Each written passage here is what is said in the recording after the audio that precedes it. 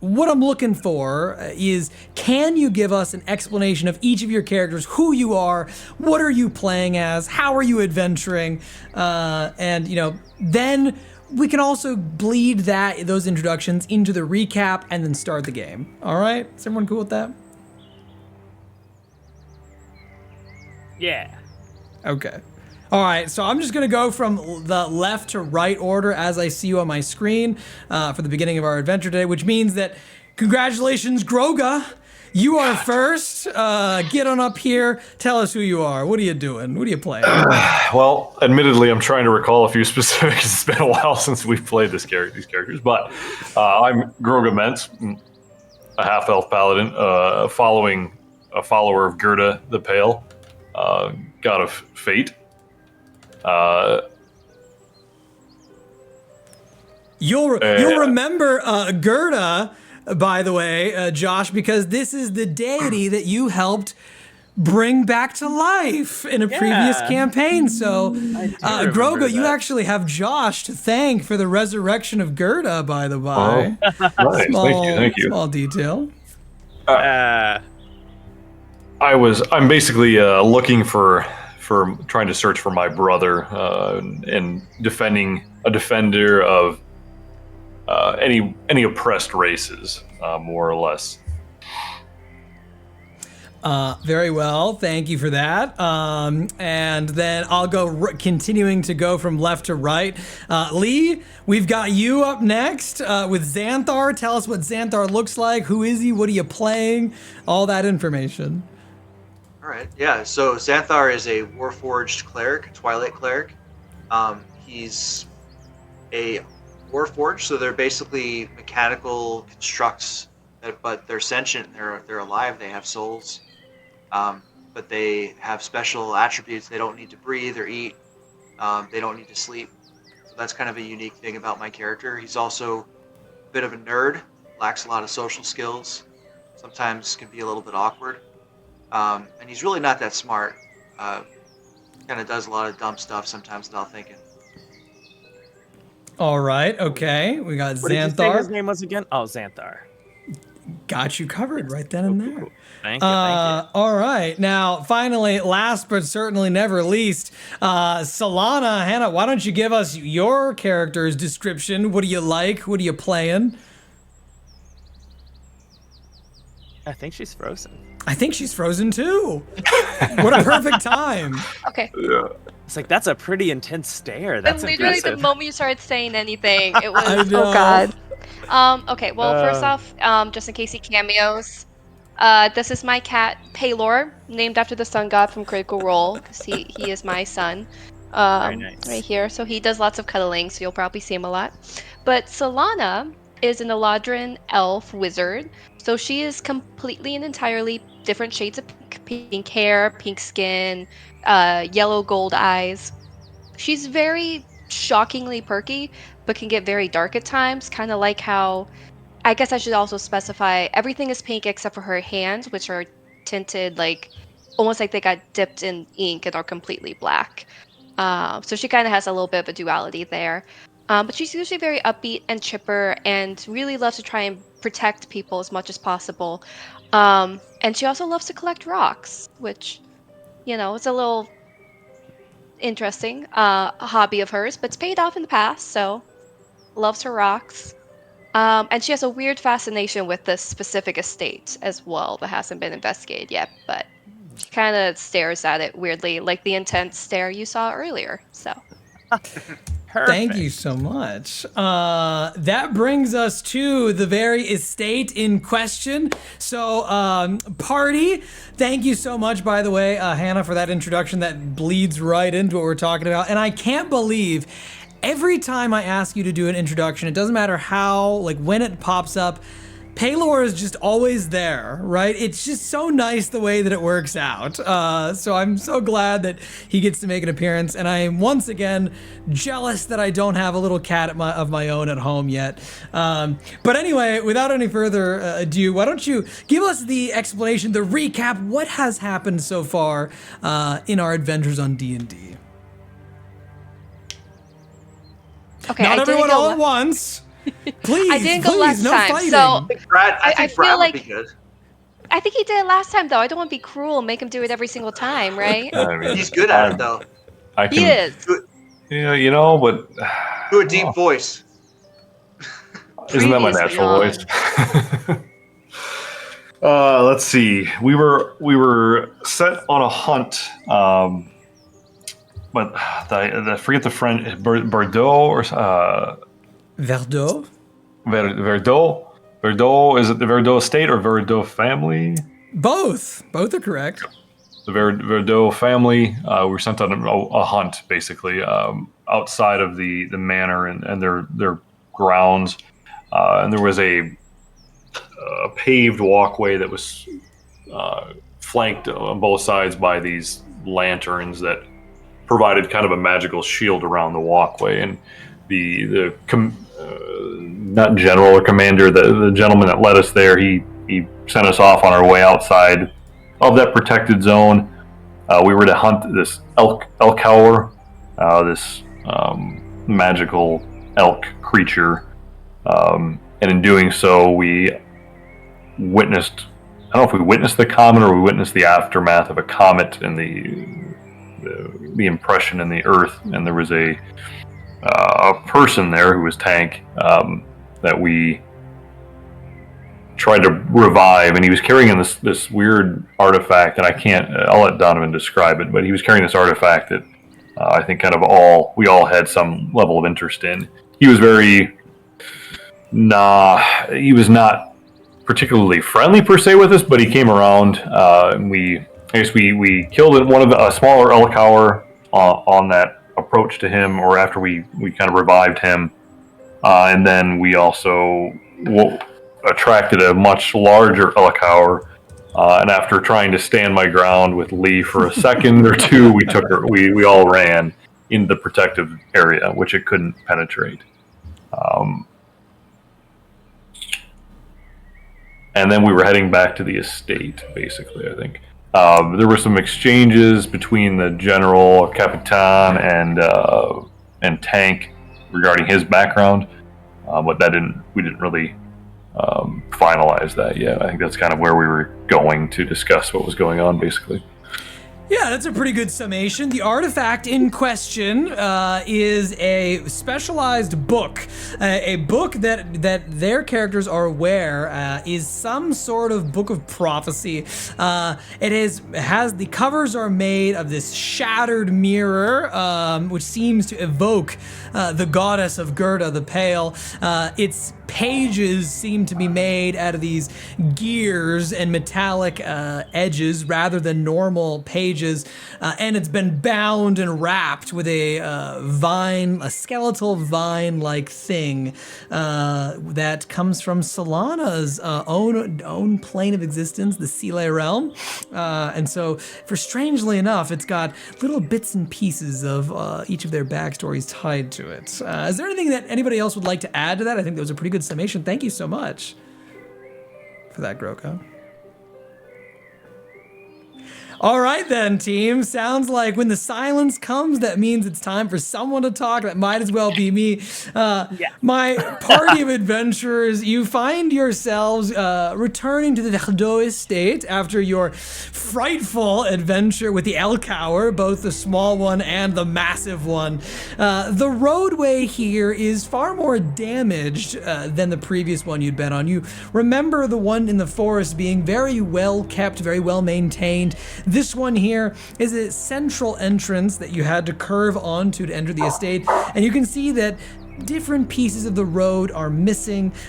Some places are these very large slate tiles, and others seem to be this cracked and broken stone. Your feet have echoed slightly across the valley where there's no more trees here except for far on the horizon. And as you approach the gates, the stone walls erected to your sides, you hear a different sound, something you may not have been anticipating until this moment. You hear the clanking of metallic feet, armor like plate mail shaking and rattling against its itself. And you hear this in unison as several creatures begin to move towards your location, these mechanical constructs. Not unlike yourself, Xanthar. You can hear underneath the plate mail as they stop in the grasses going along the side of the wall. You can hear this mechanical gadgetry inside of their bodies whirring and slightly moving, similar to your own nature. One of the people in tow, or you can see that 3 of these constructs, they are wearing these golden soldiers clothing, these giant war picks in their hands. One at the center seems to be some sort of a construct unit that's meant for more diplomatic action rather than warfare. And one amongst them is entirely different from the rest. Josh, would you like to describe your character in depth to the party as you round the corner of this fortress? Yes, so my character is dressed head to toe in either gloves, mask, boots, covered with a white lab coat. I will let you know, this is a changeling inside, but has been marching with this group. Can't see much of his body underneath. Everything's completely covered. Long plague doctor mask on the front. Some air of an off-putting smell, but not disgusting. A little overly... what's the word? Clean, overly sanitized, with an odd gait to him. He's got some... it looks a little off, but you can't see anything that resembles skin, as it's all covered up. Very well. As this group of newfound characters rounds the bend of the Verdot estate, you all watch as Captain Cloud steps forward for a moment. You can see he's placed his hand on the edge of his sword. He gestures out to them and says, "You, who are you? Why have you come to my estate? You are not authorized to be here." He gestures out to the Warforged, or the Mechanimen as they are, and Pox, you're in front. The person that he's looking directly towards, wearing your lab coat, seeming as clean and sanitary, not a germ on you. You just simply look like you belong in leadership.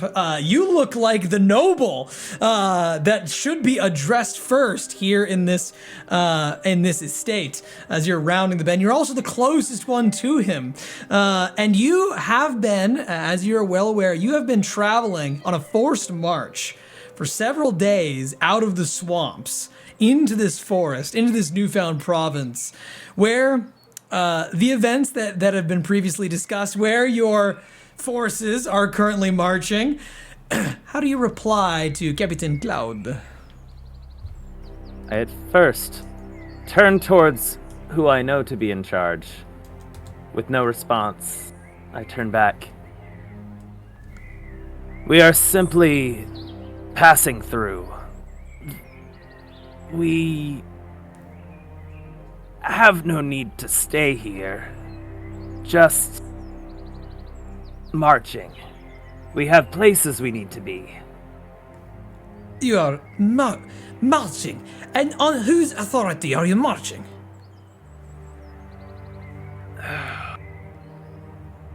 The person behind you, as you're like, giving in to this despair, you're like, I don't even want to bridge this divide. The person behind steps through the grass. They raise one of their hands.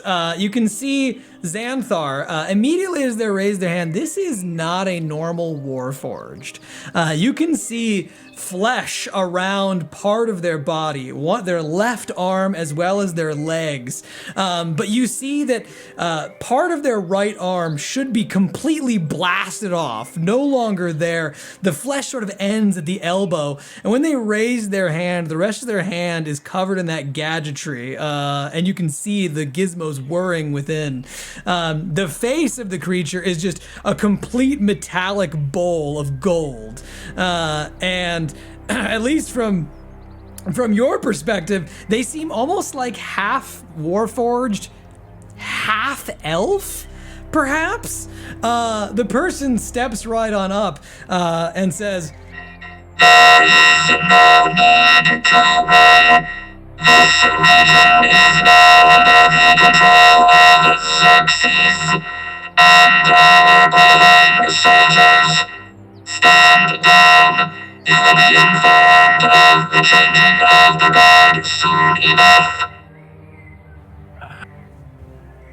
Wow. He would like to communicate that this region is now under the authority of Xerxes the Technomancer. The changing of the guard of this region will commence soon enough.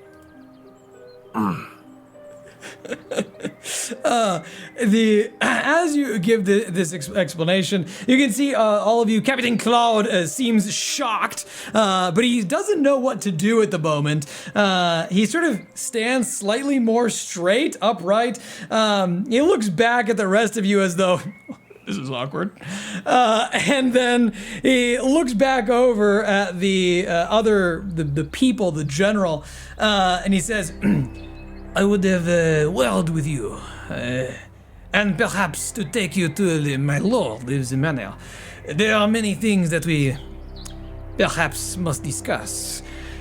Is it the Empire who sends you? And he begins to get a little bit closer to the soldiers, looks back on towards the rest of your group and says, please, continue on inside. There is no need for you to wait up for me. This is important, imperial business. You understand? We'll still get paid, right? Like, just later, right? Yes, Solana, of course, of course. You Change in expect that leadership, things those fall would through the not- cracks. Ah, my way, you offend me, man. Oh, I never would I ever consider not paying you properly. Have we ever failed to pay you before? Just checking. Okay, thank you. Are you sure you don't want any help discussing that with this gentleman here? I can be quite persuasive. Oh, I did not know you had authority here. Is there perhaps you've been appointed governor or something in my absence? Out in the field, a small wee little fairy granted you the permission to persuade, is that correct? To negotiate on behalf of your Frado? I'll drag the Elcower in the keep for you. Very well. You immediately begin to go grab the Elcower and take it towards the estate. Solana, Xanthar, is there anything you'd like to do? As this is I know my place. Dragged away. Grab the tail of the Elcower and assist as much as I can. Very well. As you I'm kind of grab curious the about these machines. Yeah. Sure. What do you want to do? How do you want to interact with them? Well, I don't want to interrupt if we're doing one thing at a time. I just... No. Yeah. I mean, it's important sometimes, I think, to make sure that everyone has a turn to say what they want to do. Before I go through and descript all of them, sometimes I'd like to just hear you out, right? Tell me what you want to do, and then I'll describe all of them like rapid fire, right? I just wanted to see if I had insight into what they are or where they're from, and if I know anything about them. Ah, the first roll of the night is here, my friends. By all means, go ahead and give me an insight check. You can give me a history check. You can give me a medicine check. Any of these are good. 22. Ooh, a 22. Very, very nice. Xanthar, as you sort of think in your mind about what these things could possibly be, the strangeness that you see before you, you recognize your little gizmos in your brain going off, that these are not exactly Warforged, but they are a different type of Warforged, oftentimes called a Mechanoman. And these are people, genuine organic creatures that have died, that have perished, or have otherwise contracted a disease specific to this realm that replaces their bones with metal and circuitry. Over time, the disease consumes the bone and replaces it, almost a perfect copy with these metal pieces. Now, once a few days, or at the first sign of exposure to this disease, a person seems normal, unchanged, unfazed. But after a few days have passed, and the circuitry has had enough time to connect into your nervous system and with the rest of your organic body, the transformation is complete and there's no going back. You are now changed. But It's spread. the disease is often hailed as a delightful thing, to a conversion to become a Warforged, because although what you once were has changed, when you die, the first time you perish as an organic creature, the machinery begins to move. It begins to whir. It reanimates your body, and you are given a second lease on life. To remain a Warforged, air quotes, or close to that, like a cousin, or a close like biological species, almost like the difference between two different kinds of dogs. You're the same thing, it's just not quite the same, right? Are they friendly with Warforged, or are they? Yes, they're very friendly with Warforged. You're very similar creatures. You have every reason to enjoy each other's company and to think each other as like-minded things. You could even be infected with this disease if you wanted to, and get a second lease on life. But there is an important distinction here to be made. You were born a Warforged. These have been created into Warforged.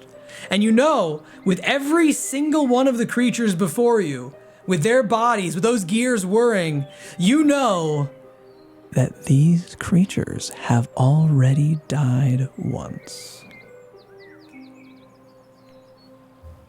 Each and every one of them. So, as you perform your insight check, you learn all of this information, you remember all of this, and you remember indeed that this disease hailed from the wonderful and terrible city of Grey Cup that I as a DM can just never leave behind. Everything, all roads always lead to this one city somehow. You know that Grey Cup is several miles south to the south end of the continent. Is there anything you'd like to do? Anything you'd like to say? Any actions you'd like to take as you see these two beginning to discuss? I'm okay. I just wanted to learn more about those things before we went on. That's all. 'Cause I was afraid we were gonna lose that chance. Very well. You stand in shock then as these Solana and Ghroga begin to take the Elcower back into the estate. Meanwhile, we've got Tank behind you, and as Tank begins to go forward and step up, he takes the book and he tries to slide it to you, Xanthar. And as he slides the book behind you and he begins to step up for a moment, perhaps about to do something rash, perhaps about to try something or discuss with these people, Captain Cloud says, no, not you. Away with you. You are not supposed to be here in the slightest. There is a portal on the other side. Here, take this back to your family. And he tosses this disc over to Kami, who nimbly catches it in one hand. And sort of looking down at the thing, you can see hope build into his eyes for the first time since meeting him. He takes a look over his shoulder and then just sort of under his breath says, I think I can use this to go home? That's a lot better going home than being stuck with that witch. Hey, you want to come with me? He elbows you, Xanthar. No, I'm good. I'm gonna stay here and hang out. Very well. Good. It's good knowing you. He looks back and says, yeah, I don't know if I can say the same, but good luck. And he immediately tries to like sprint off of the other people at the Elcower. Meanwhile, the Mechaniman in charge, the diplomatic one, turns to you, Pox. And when he turns to you, that air of authority comes back to his voice, and he says,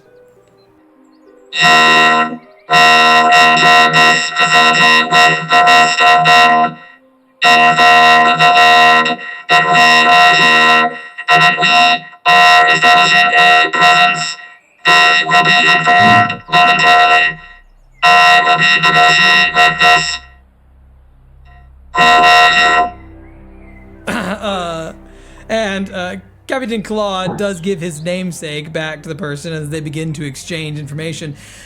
You can tell that it's more of a command than it is intended to invite conversation, but what do you want to do in response?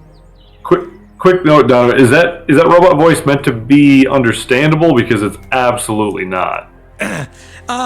Yes, it is meant to be understandable, but thank you for letting me know. I'll have to change things up.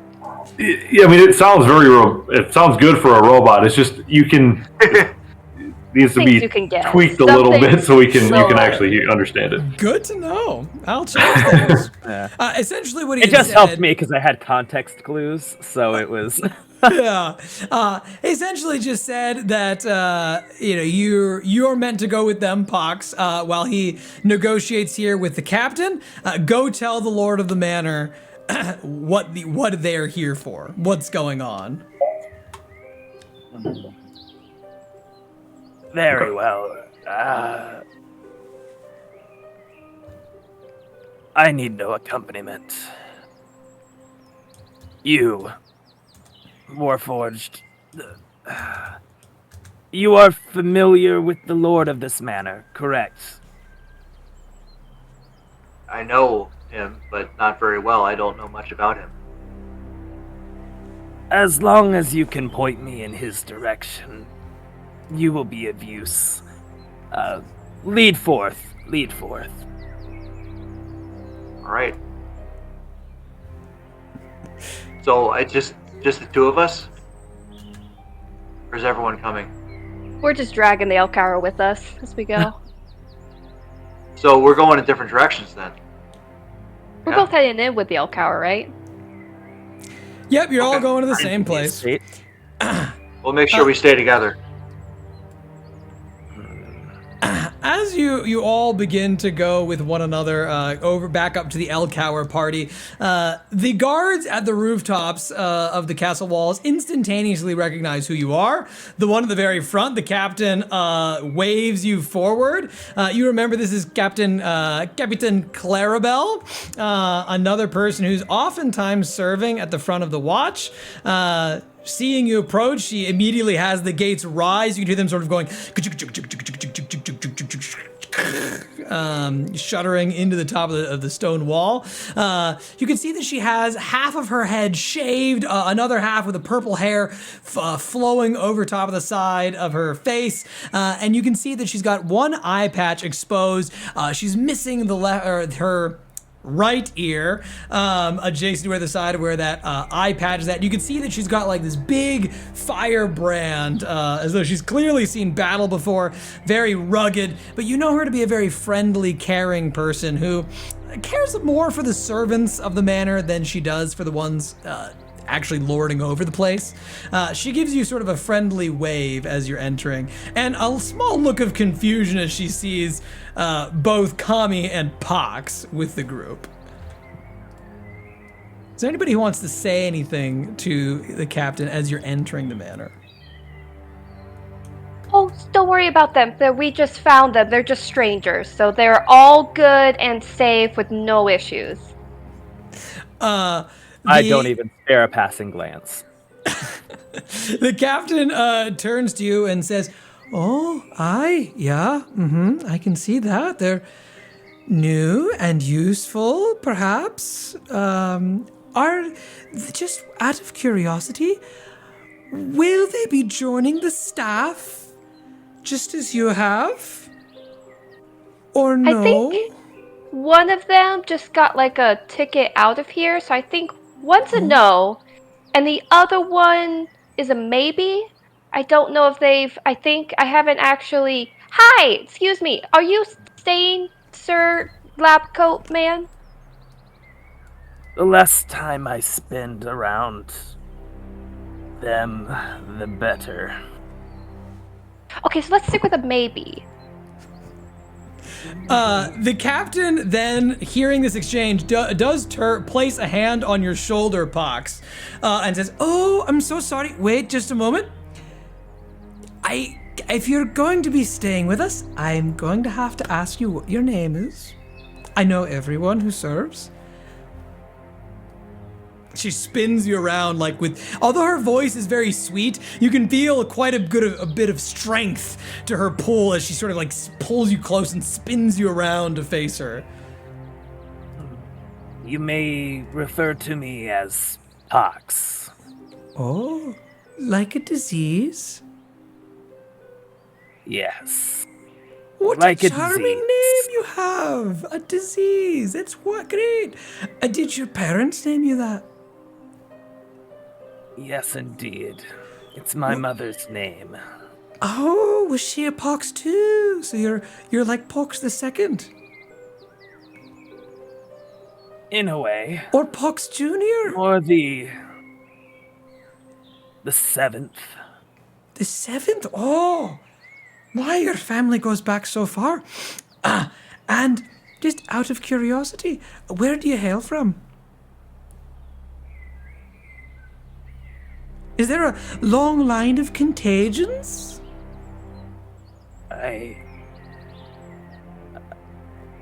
I'm sorry. It's been a long journey. I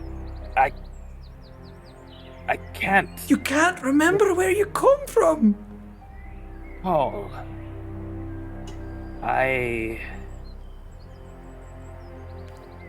Well, do you not have any people?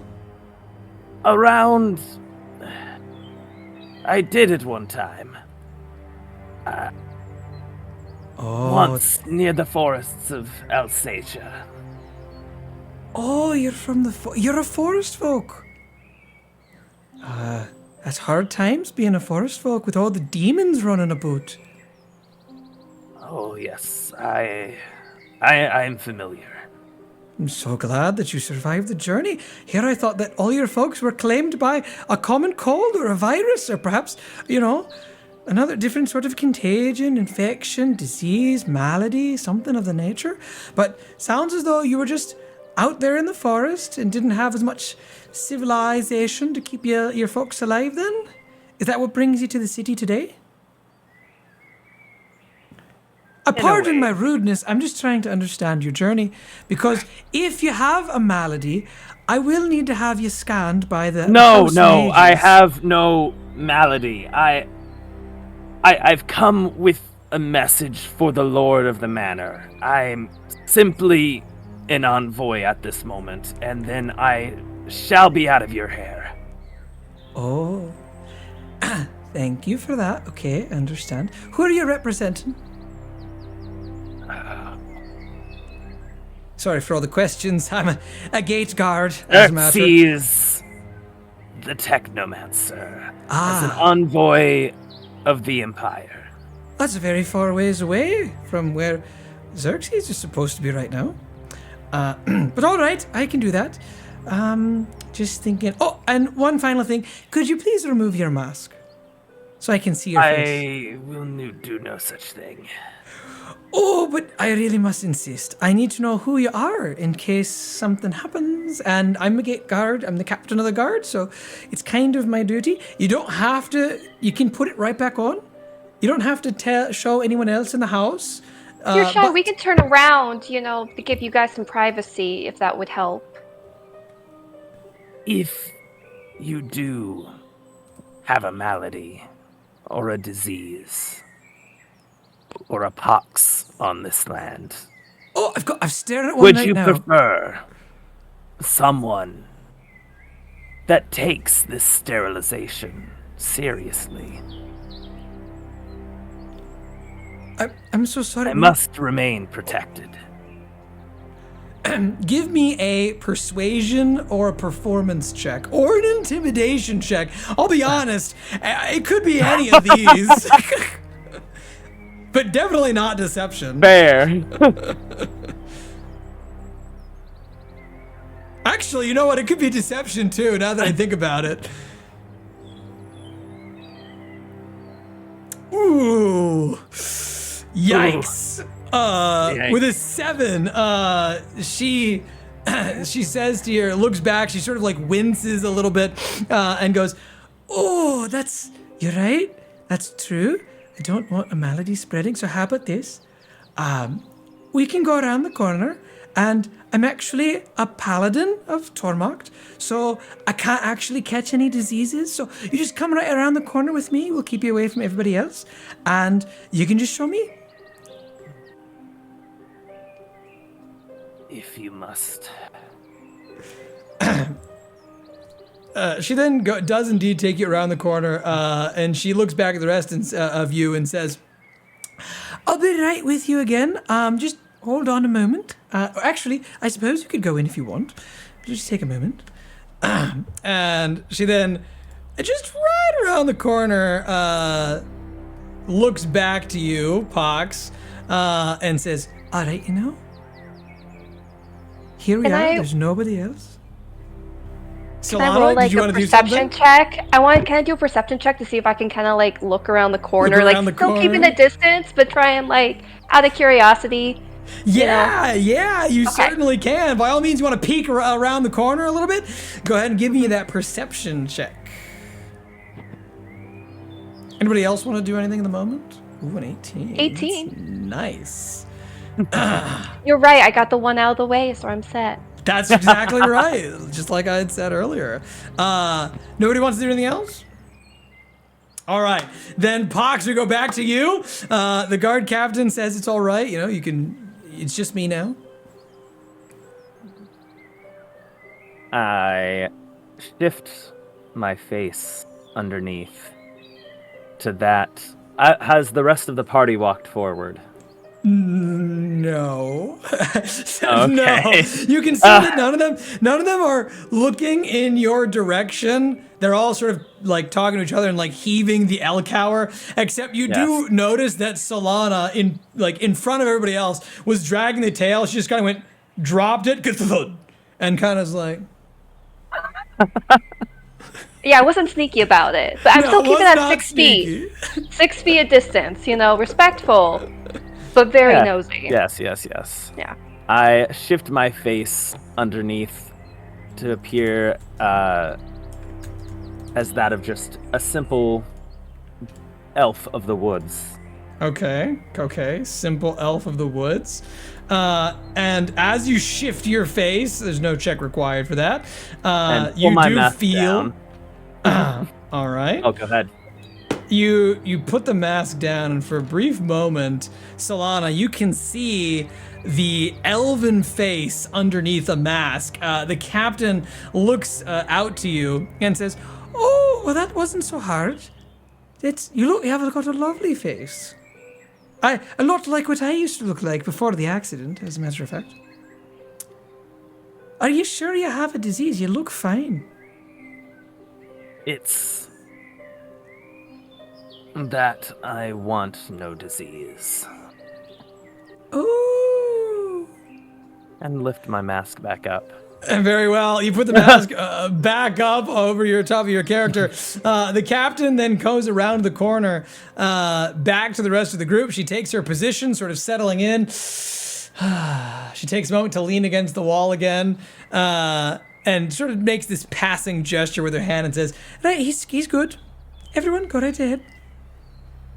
Question: did we overhear what he said when they were separate? Was it so close enough for us to hear what he said there? Was that certainly far away? did, Solana. Okay. Yes. The 18 perception is excellent. You saw the whole thing. You heard the whole thing. There is no deception or strange curiosities going on here. You've got the whole thing. Perfect. I'm gonna go back to picking up the tail, and as I'm dragging it, I'm kind of giving him a very quizzical look, but I'm not gonna say anything at this point. Sure. You all begin to filter in as a unit, and as you do so, walking into the Verdot estate, you see immediately before you the massive manor with these small squat rooftops. You can see that they've got this lovely tile over top of them, these gorgeous windows over top that overlook the opening street. There's these flowering garden plants on top of the roof, as well as these trees along the sides. You can see there's a gigantic double barred wooden doorway at the front.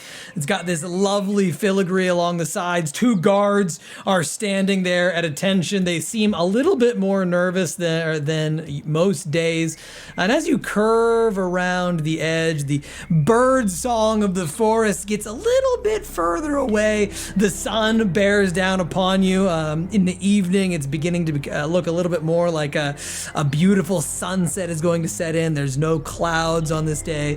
And as the light is beginning to fade away from the world, you see another one flash into existence before you as the portal to your left blasts open with electricity.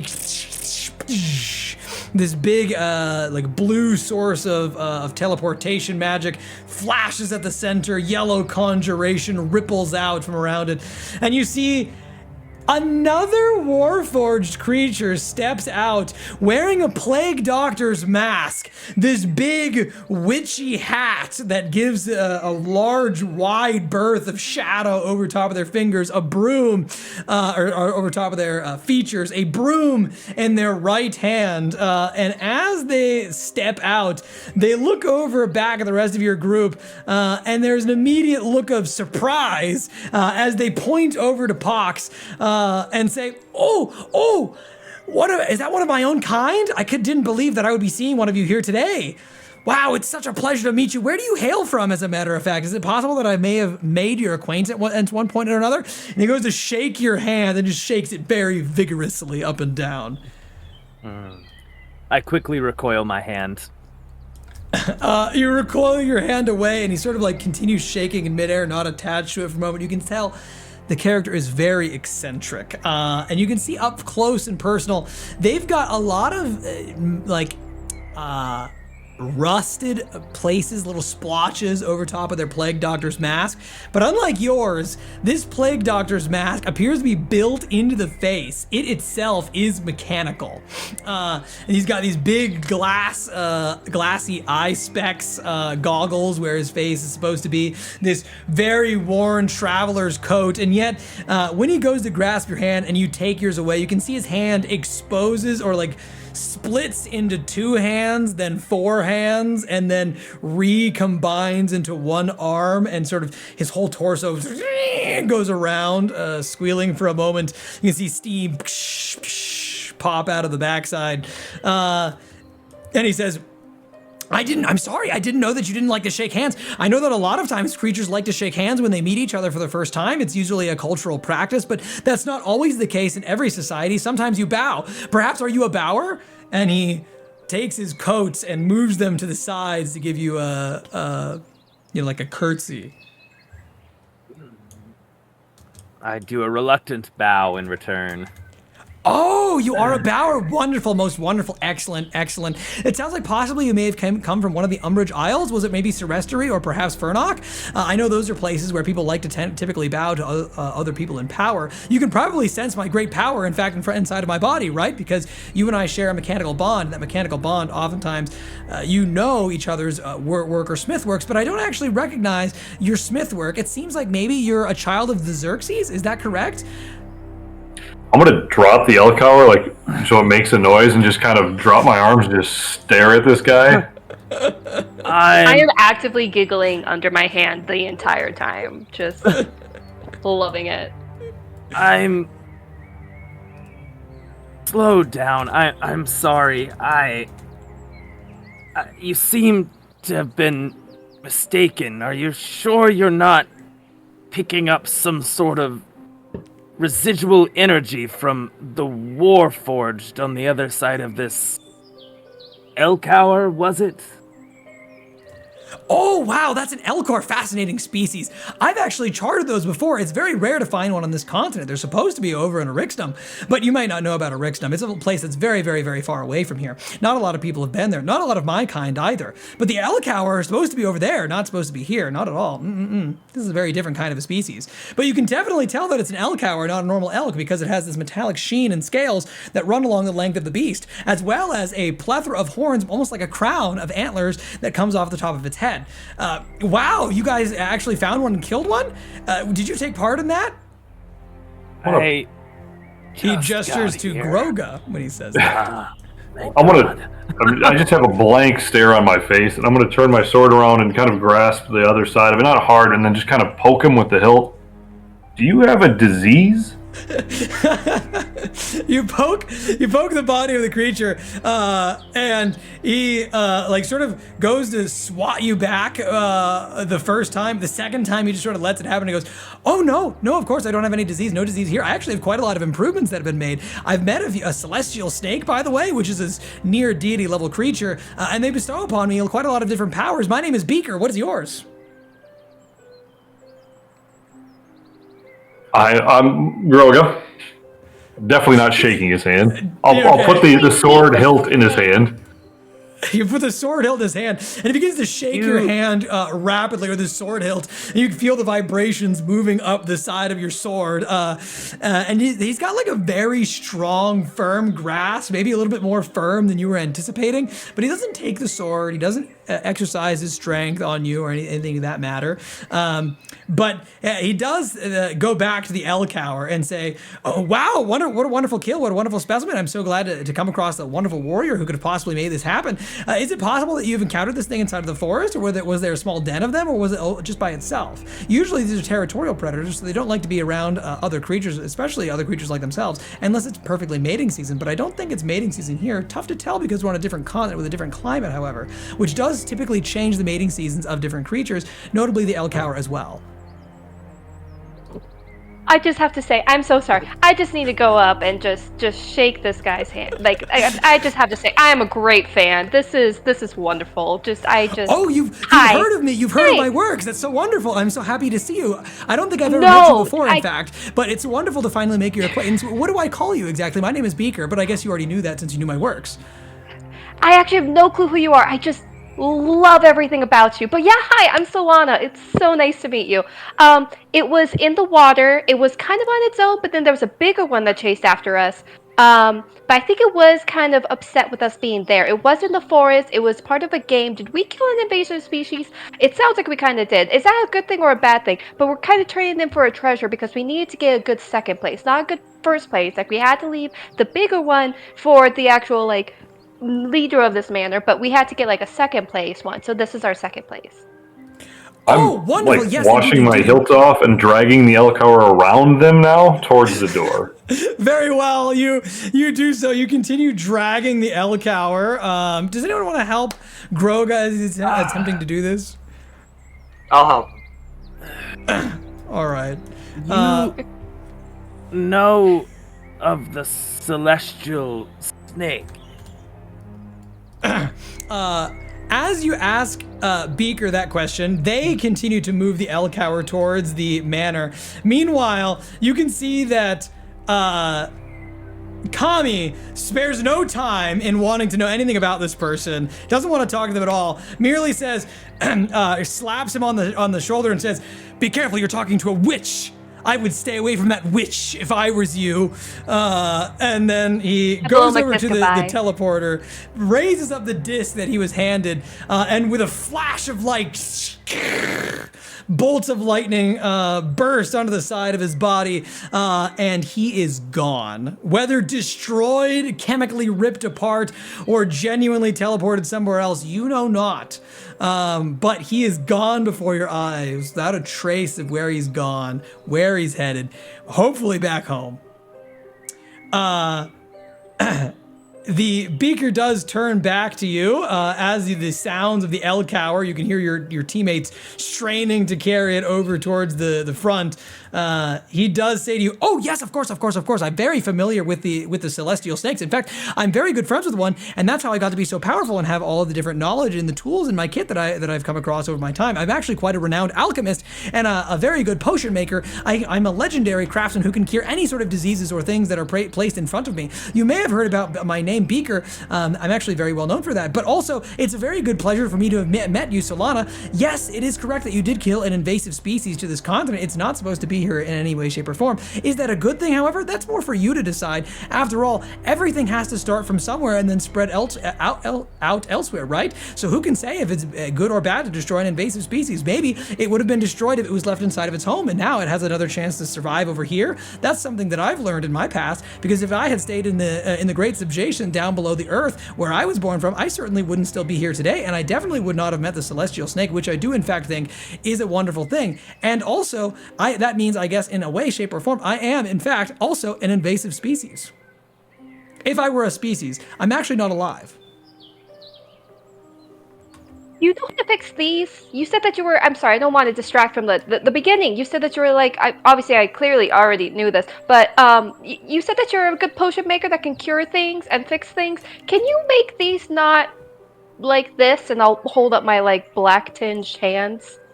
Oh, wonderful. Look at this. I haven't seen such a progression such as this in such a quite long time. Actually, I think I probably totally can do something about this, but maybe you have to come all the way back to my laboratory, unless you have a laboratory here that I could use, because I just don't really have my medicinal equipments right now. Right now, I'm actually looking for different things that I can take back to my laboratory and also to the Celestial Snake. So if you want, you can come with me to the Celestial Snake, but you do have to pay a price. To go through the teleporter is 2,000 gold pieces. So you have to pay 2,000 gold pieces to go through the teleporter in order to get to the place where we're going. We do have to go through the desert. Oh, but actually the desert is currently a war zone, so maybe you don't want to go there. In fact, there is a lot of death and desolation out there. My workshop was totally ravaged and destroyed. Now that I think about it, I don't think I can actually cure that, sorry.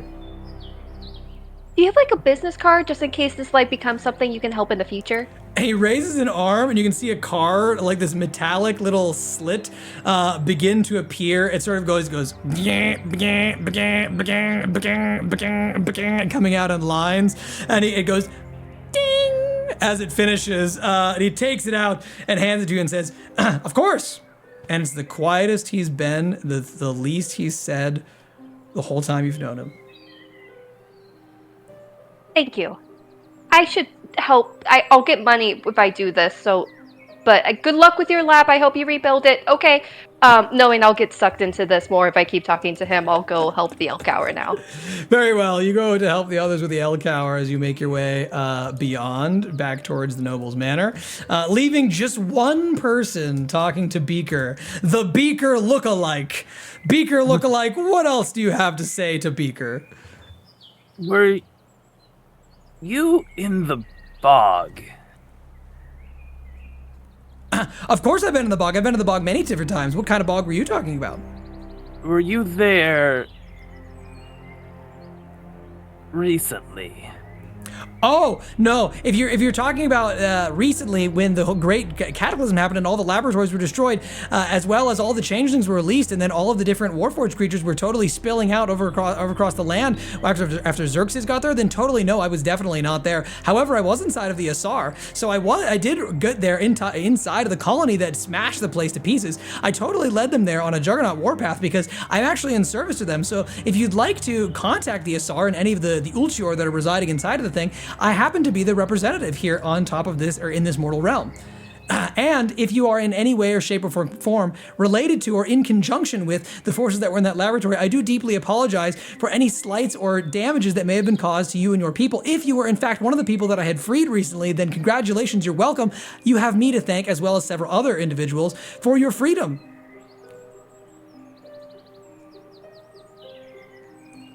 Oh, also, I really do not recommend going there right now. It was definitely a war zone. The place is destroyed, and there is no real reason to go there anymore. Thank you for your time. It was interesting speaking with you. I not even. You walk away from this crazy man and what he has to offer you. Beaker just watches as you leave and stands there resolute, like a statue, as though none of this has fazed him. And you can see him sort of looking down, his head just sort of cocking in the distance, Ghroga, as you carry the Elcower up the staircase. And you can see him just sort of going, I think I totally forgot what I was here to do. And he just stops, like a machine that's broken, like a microwave that's finished after the ding of giving his card to Solana. The rest of you taking the Elcower up the staircase, you can see the antlers dragging on the stone, so you sort of lifting it up a few feet at a time, going, as you take it further and further up the flight of stairs. But right when you reach the top, the guards hold out a hand and say, hold on a second. You can't bring that in here. You gotta go around the back side. It's where all the trophies are laid out until the guys can come out and the wizards do their funky magic. And they'll, yeah. I was just bringing it here because Capitan Claude said you would carry that over for us, and we could go inside. Make me a deception check with advantage. I love this so much.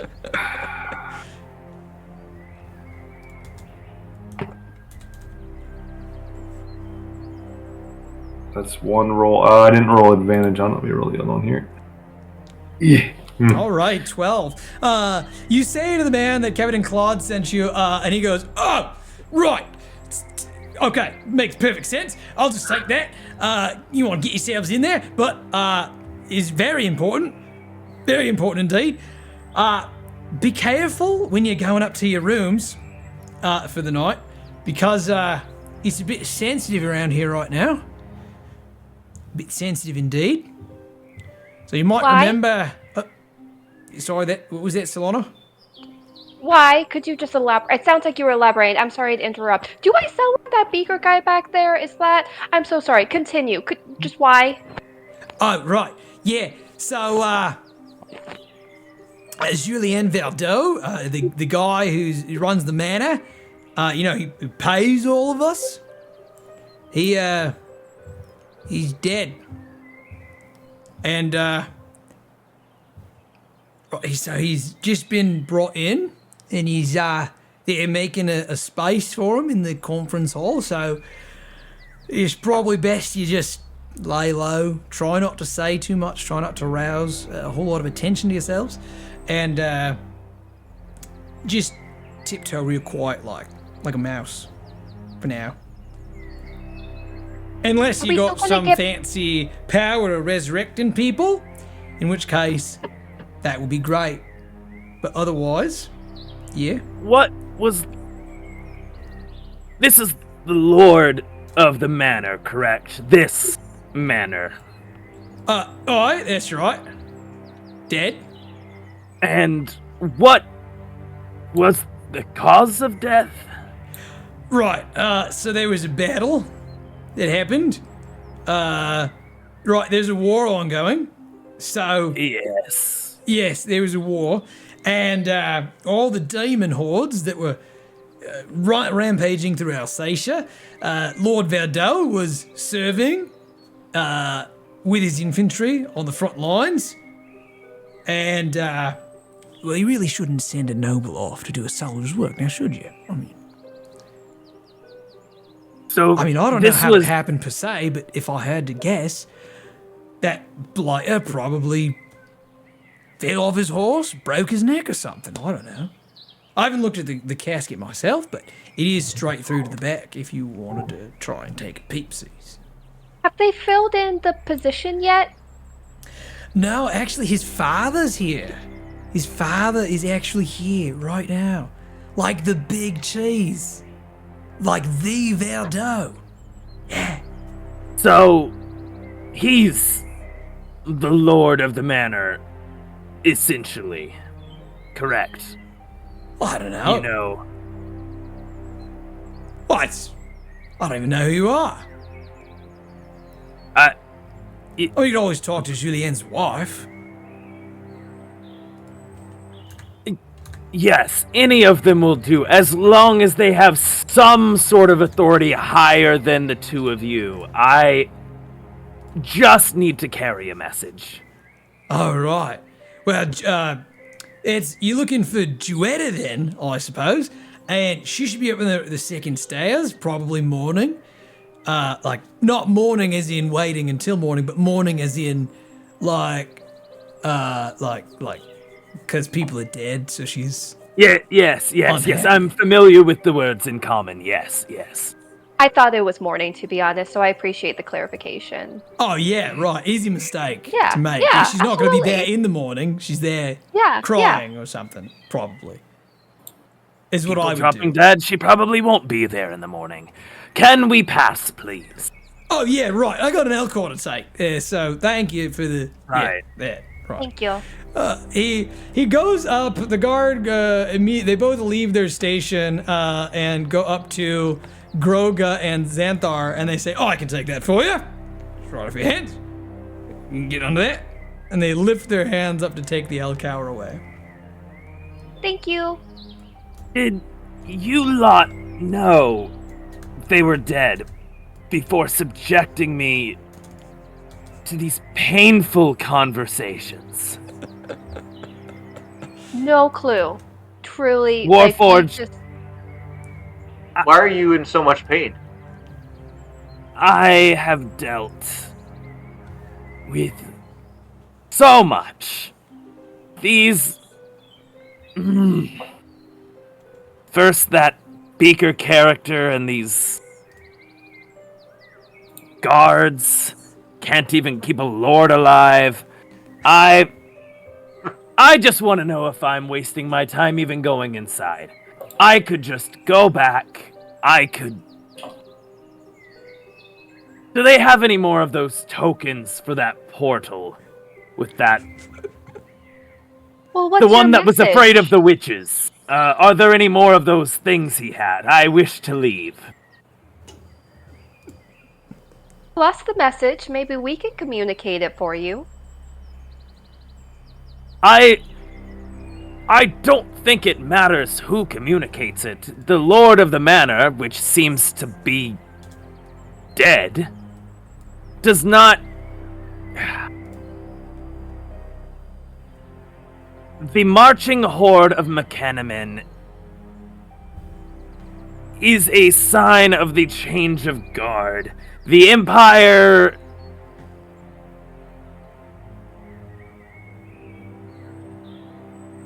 Clearly, whoever's in charge of him now is no longer important because he's dead. But whoever's taking over this estate afterwards needs to know the goings-on. And to prevent a similar fate, probably would need to swear some fealty.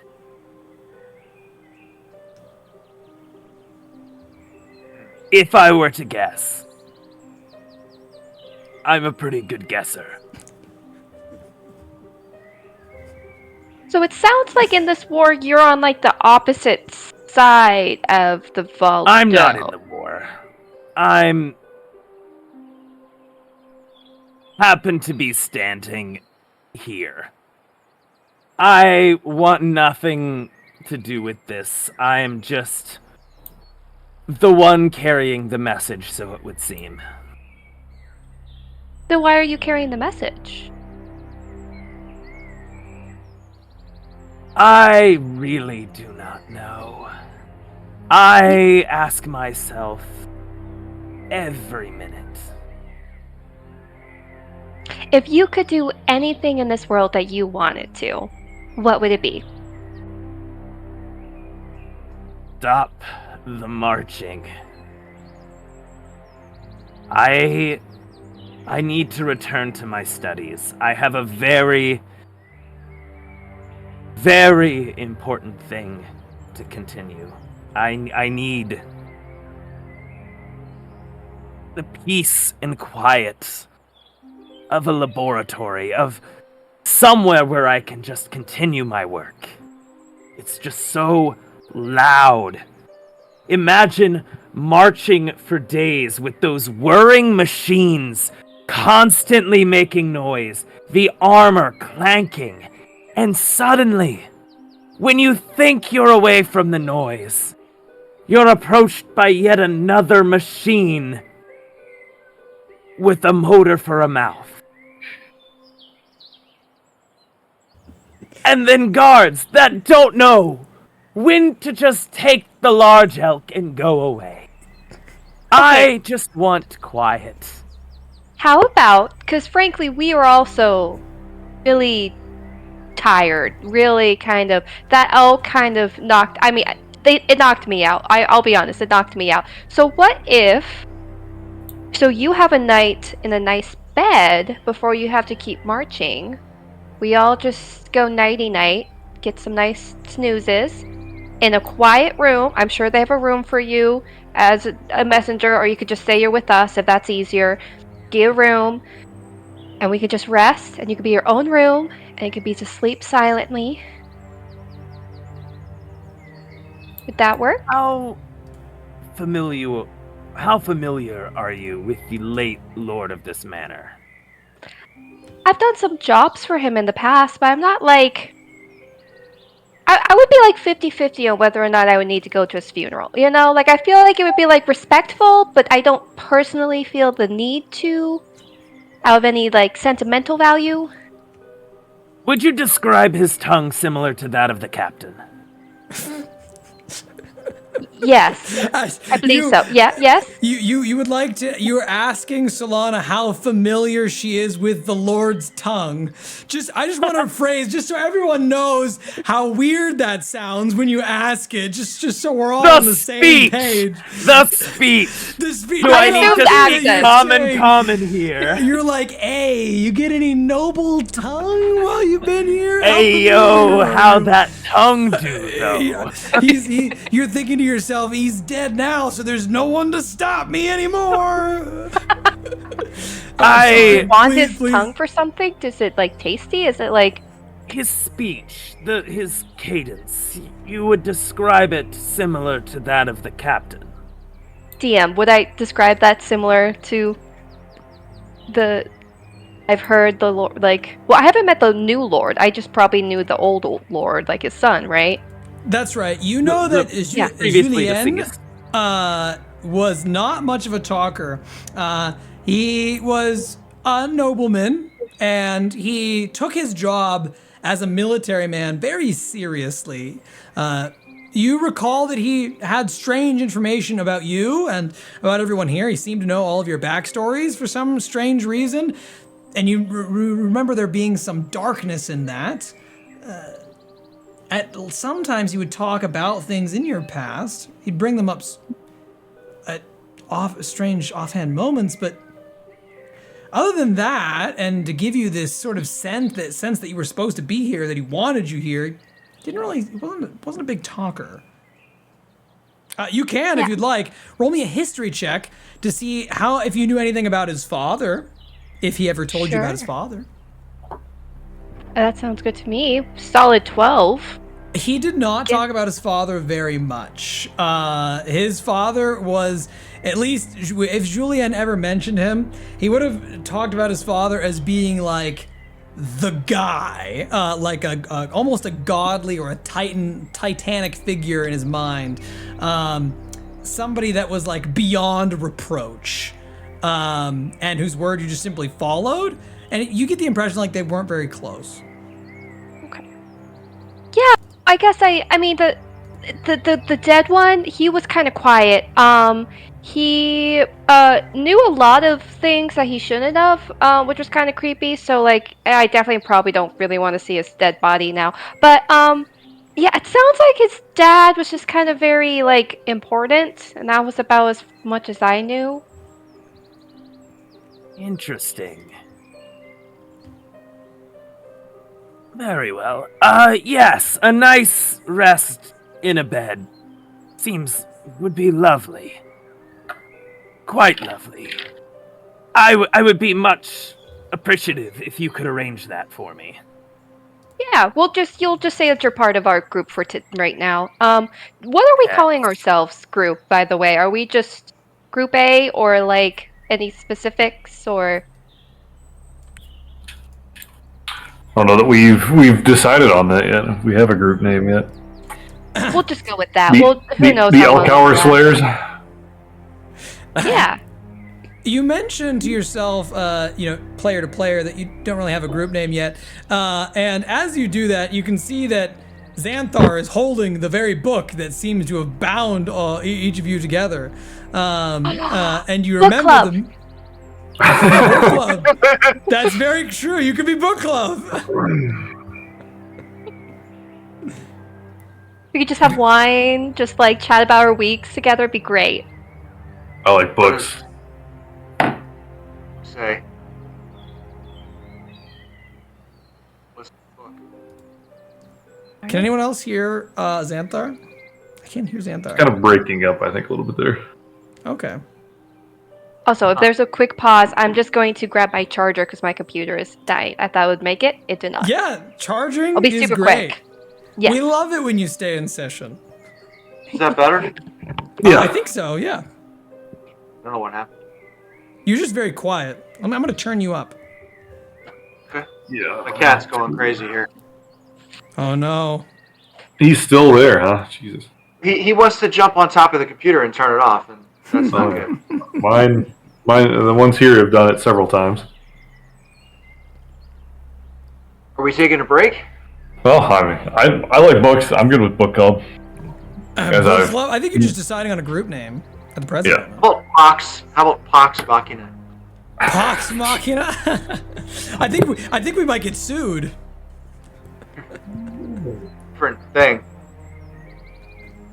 Hold on a second. Although Pox Mechanica would be better. Yeah. Given that so many of you are mechanic in nature. Solana, welcome back. We're taking a slight intermission while you're grabbing your charger. Perfect. I'm actually going to go refill my water, and I'll be right back. No worries. I will also restock supplies. All right. Questions Like an are adventure. answered. All right. Games are prepared. Everyone is back and ready to rock, I see. So let's get back into the session. Party, as you talk about what you're going to call yourselves, you invite this newfound person back up to the bed with you. Didn't even need Tinder or anything like that. You feel the shadow of the building, the manor, hiding you from the final light of the dying sun's rays. You can smell the fragrant flowers, the sweet scent of the grape vineyards, off around the building, around the sides of it. And you can see the rich woods and heavy stones that mark the entryway portal into the manor. And as you walk up to the door, I'll have you enter it, unless anyone protests. Hearing no protestation, you open the doors to see a small crowd of serving staff. Inside of the building, there are a couple armed guards. There's a few of the people who tend the vineyards. There's a few of the maids that are around the manor. And somebody, an elven person, clearly wearing noble's robes that you've never seen before, long white hair, holding a clipboard, is telling people, this item is for sale, and this one is for sale, and this one needs to be taken to Exar to the left side of the manor, and this one doesn't belong. No, that will simply not do for this funeral ceremony. It must be perfect. It must be different. My lord demands perfection. And you can see the staff, he keeps walking down the hall in reverse. As he's talking to the staff. He does, however, break for a moment and point to your group and say, "You there! You! Are you serving staff members?" No. We're here for the. Right, so as I was saying, the wood here at the bottom next to the furnace does not belong. It's not winter time yet. The season isn't cold. There's no reason to have it here. It's going to block the guests. I want chairs to be there. Yeah, we're guests. We need those chairs. Oh, Go ahead and make a deception check. As we're just covered in mud and like And gore blood and blood. Like, yeah. Noble guess. Wow. Wow. A 19. Wow. Isn't that something? The person immediately apologizes. You can see them do a slight bow to you. As they hold the clipboard close to their chest. They say, I am so terribly sorry. I had no idea that guests were coming already. Please forgive that I had accosted you. This moment must be perfect, and all of this is being set in motion for you. Thank you so much for your patronage. Can you direct us to where we can clean ourselves off? He looks like a deer in headlights. He stops.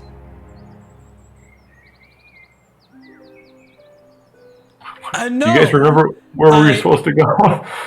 I do not know where the restrooms are located, where you might find a sufficient toilet for yourself. But I know that the guest quarters are up the stairs, down the hall. That's us, because we are guests. So. Thank you. I'll kind of whisper to these guys very quietly. Where were we supposed to go? DM, where did we stay before all of this? So you know that your locations, your rooms are up the flight of stairs. As has just been mentioned, I've sort of taken you off that way now. And you know that the guest quarters are any of the blue bedrooms, and the red bedrooms are where the serving quarters would be, generally speaking. And that your group has 2 rooms, congratulations, that are all the way at the end of the hall of the manor. If you zoom all the way out on your tailspire, you can see the orb that I've planted at the very end of the manor on the 2nd floor. Those are your rooms. Yep. Perfect. Yep. Well, if you all remember, the first room on the 2nd floor, you are aware belongs to Lord Verdeaux. And so that is the only one that you've probably never seen or been inside of. Excuse me, planner. If we wish to pay our respects before the formal funeral, would we as guests be allowed to do so, and where might we have a private moment with the deceased? Yes, of course, sir. You can find the casket currently all the way at the end of this hall, this manor. That is where the ballroom is at. The ballroom has been set, or is in the process of being set up for the funeral. I'm so sorry that the arrangements are not currently up to your standards yet, but I promise you that there will be a delightful ceremony, and the room will be perfected for the evening.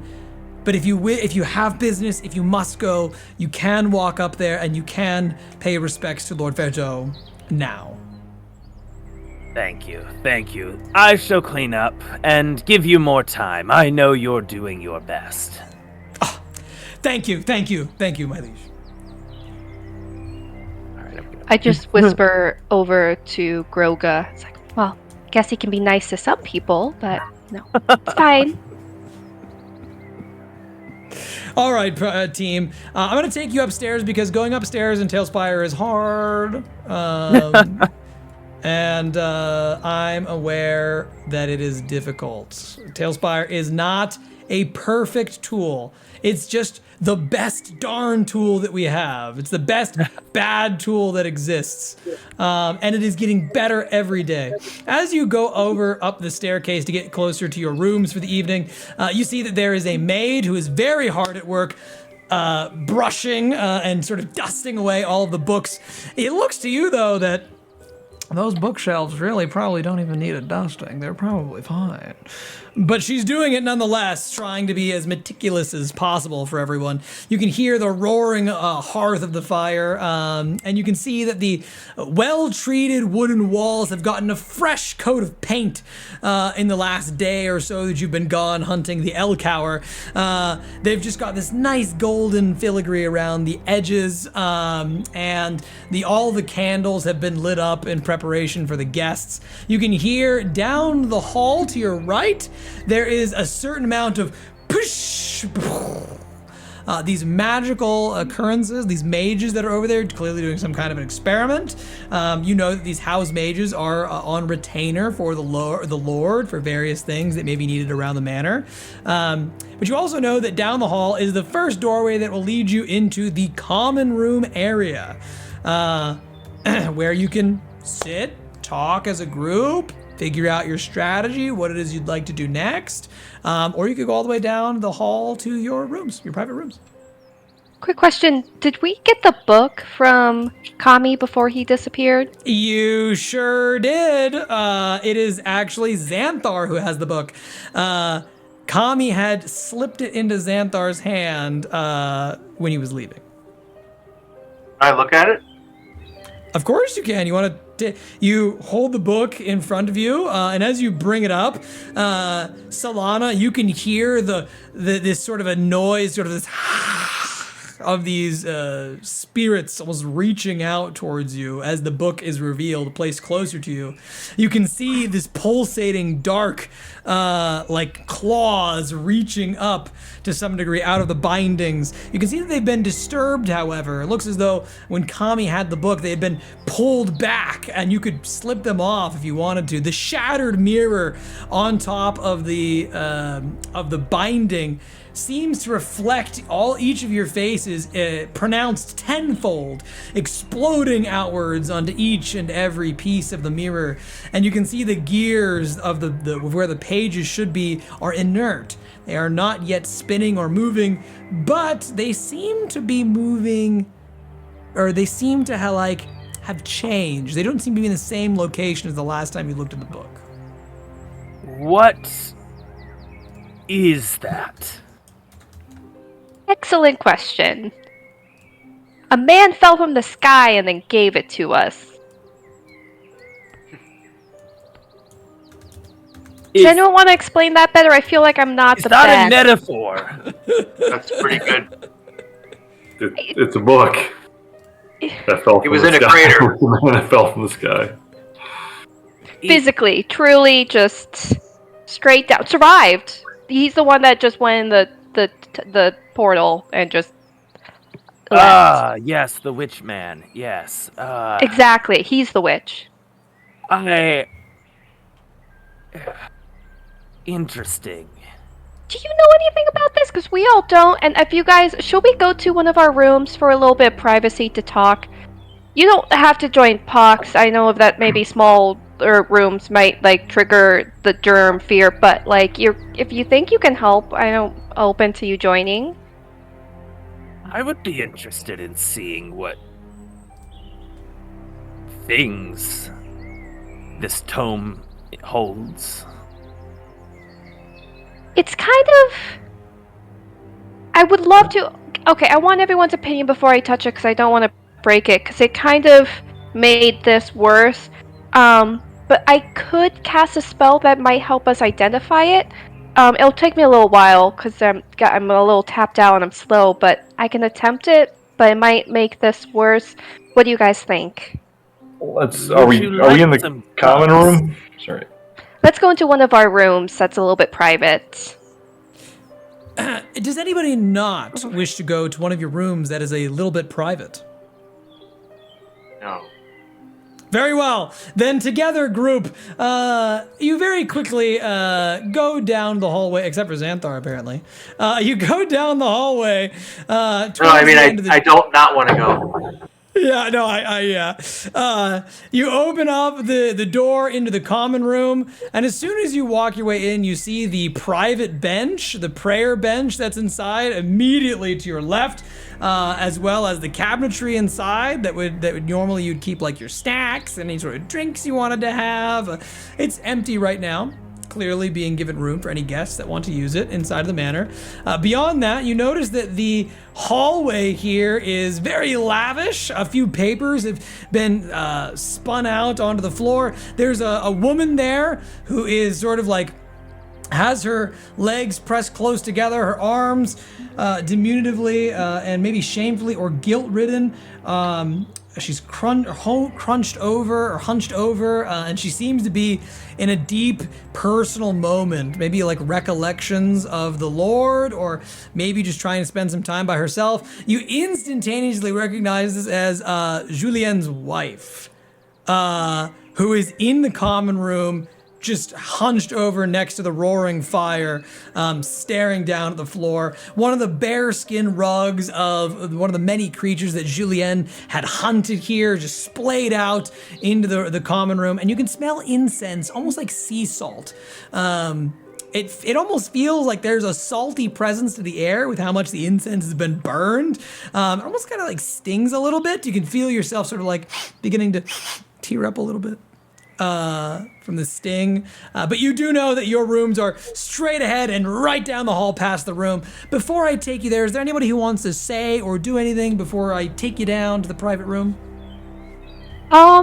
Did we ever like meet Duetta before? Do we know what she's normally like, what our interactions with her have been like before? Go ahead and make me a history check. Let's see, what do we know? What's behind door number 1? Oh, 25. That's solid. She's a thinker. So you are aware, actually let me change, while I'm explaining this to you, change the base. You are aware that Juetta was probably like the love of Julien's life. She was the fragrance or the flower that made this manor bloom. All of the good or the nice things that came from this area probably came from her. While Julien was busy with his playing soldier, going out with the military forces, hunting, or taking care of geopolitical affairs, she was at home tending to the manor. And so everything that you see around you that's erected and looks nice and well taken care of, it's probably because of her. The house doesn't actually have like a house carl or somebody who manages like a managerial staff person. So she's the one who would do that. She doesn't have a job. She doesn't work. She's just takes care of the affairs of the house. So she's normally exceedingly busy with those tasks. But you find her here in a strange state of contentment by herself, not surrounded by a swarm of servants or suitors or, like sycophants trying to gain her attention. Excuse me, ma'am, would you like us to keep this area blocked off for you? The woman, sort of still hunched over, seems to shake her head for a moment and look around as though she wasn't quite there. And seeing you, she looks up and says, waves you by and says, "Oh no, I'm fine. Thanks for asking. No, I already ate." Okay. If you need anything, just let us know. You can immediately tell that her saying that she's already ate, that's obviously not what you asked. She clearly doesn't recognize what you had said and just sort of thinks you're asking for her dinner. Your mind just wasn't there. And when you reply to her and say, like, that's fine and stuff, she waves you on again and says, "Oh, that's so kind of you. Yeah, I'll probably be here later." Maybe she needs a good book to read. I'll nudge Xanthar. I have a book, but you want me to give it to her? No, I'm not kidding. No. Let's go to our room. Very well. Can Yes. I after I'm kind of like in the room behind her, can I do a prestidigitation to try and, because the smell is very like salty right now. Yes. And I don't know why, but I know what the house used to smell like, right? Right. Yes. I want to try and just use prestidigitation to try and at least for a moment make the room smell like how it used to for her. Aw, look how nice that is for you. Yeah, that's so sweet. You leave a do mourning so. wife here like a widow? Yeah, I'm going to do something. Jeez. Yeah. Yeah, I know, right? It's like on the one hand, you're like, whoa, D&D is not about comforting old ladies who are down on their luck. It's about figuring out what's in this really special, crazy book we just discovered. And on the other hand, you're like, but it could be about comforting widows and having a good time and being a kind, good-hearted soul, right? It could be. It could be if you wanted Why it not to both? be. Yeah, poor Kalos does. So anyway, you prestidigitation, you make the room feel like the normal roaring hearth that it's supposed to feel like. The cabiny feeling returns, and a slight hint of the sweet smell of the wine that is usually carted throughout this room and served. Almost sort of seems to always stick like to the furniture of the walls. And you can see her just.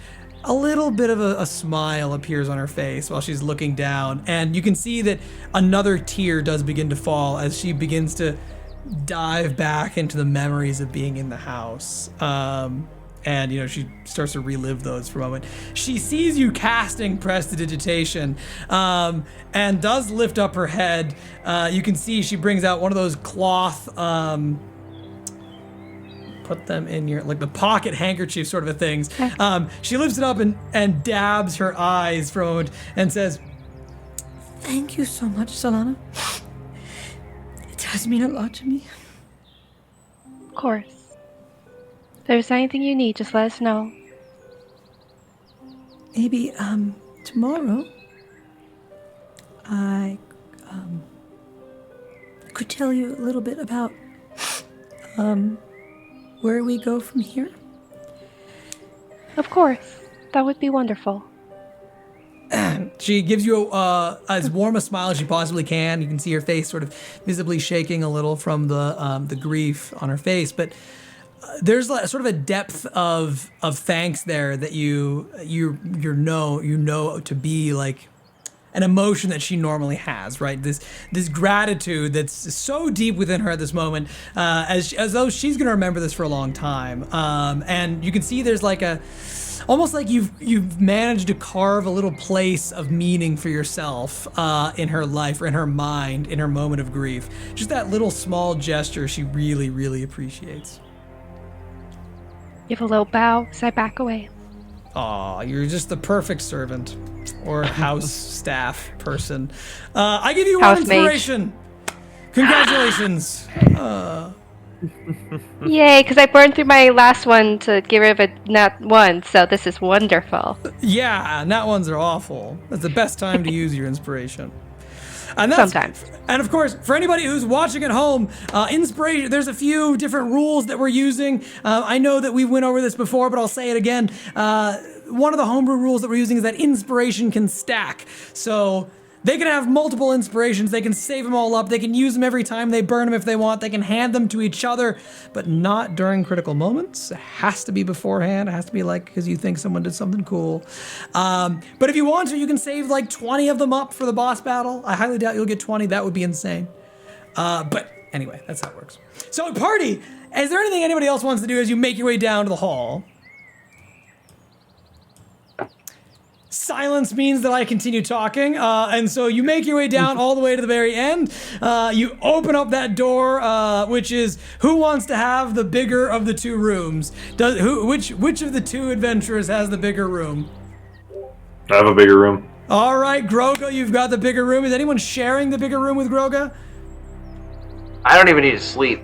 So That's true. You don't get a room. That's correct. So you get the washroom closet, since you don't actually sleep. It's like your little private quarters where you can have like a couple miniatures or something to collect. But you watch as Ghroga goes up to the room, takes out a key that is golden, but it's like not real gold. Clearly, it's been just painted. And he sticks the key into the lock. You can see a little bit of the paint chip off as he sticks it into the door, and he unlocks the thing. Everyone following into the room behind him.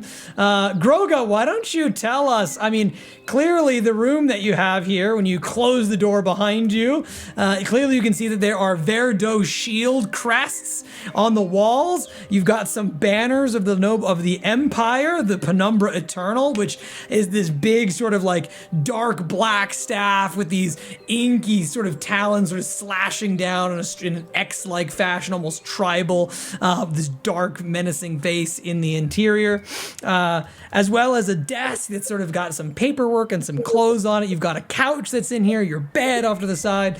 Is there anything in particular you'd like to, what kind of a feel does your room have? How do you treat this place when nobody else is here?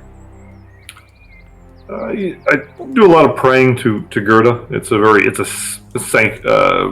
sanctuary, if you will, temporary sanctuary, but sanctuary. So everything is immaculately cleaned. Oh well, let me get rid of these papers here. We don't have spare papers and things lying all over the place. And I don't read. I don't read a lot, so those papers are definitely put away.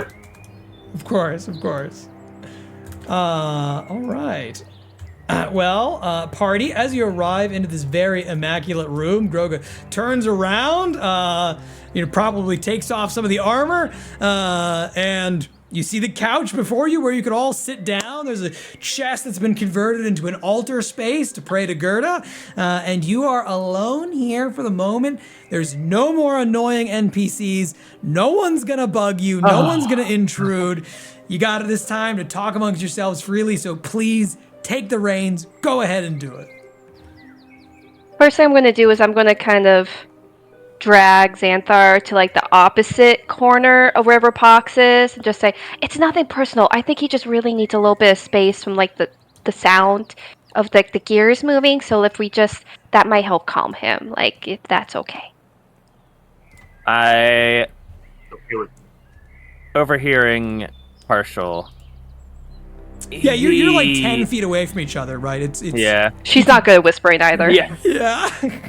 That one is acceptable.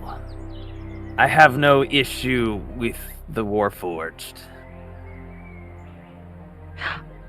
Did you hear that? Acceptable. That's great.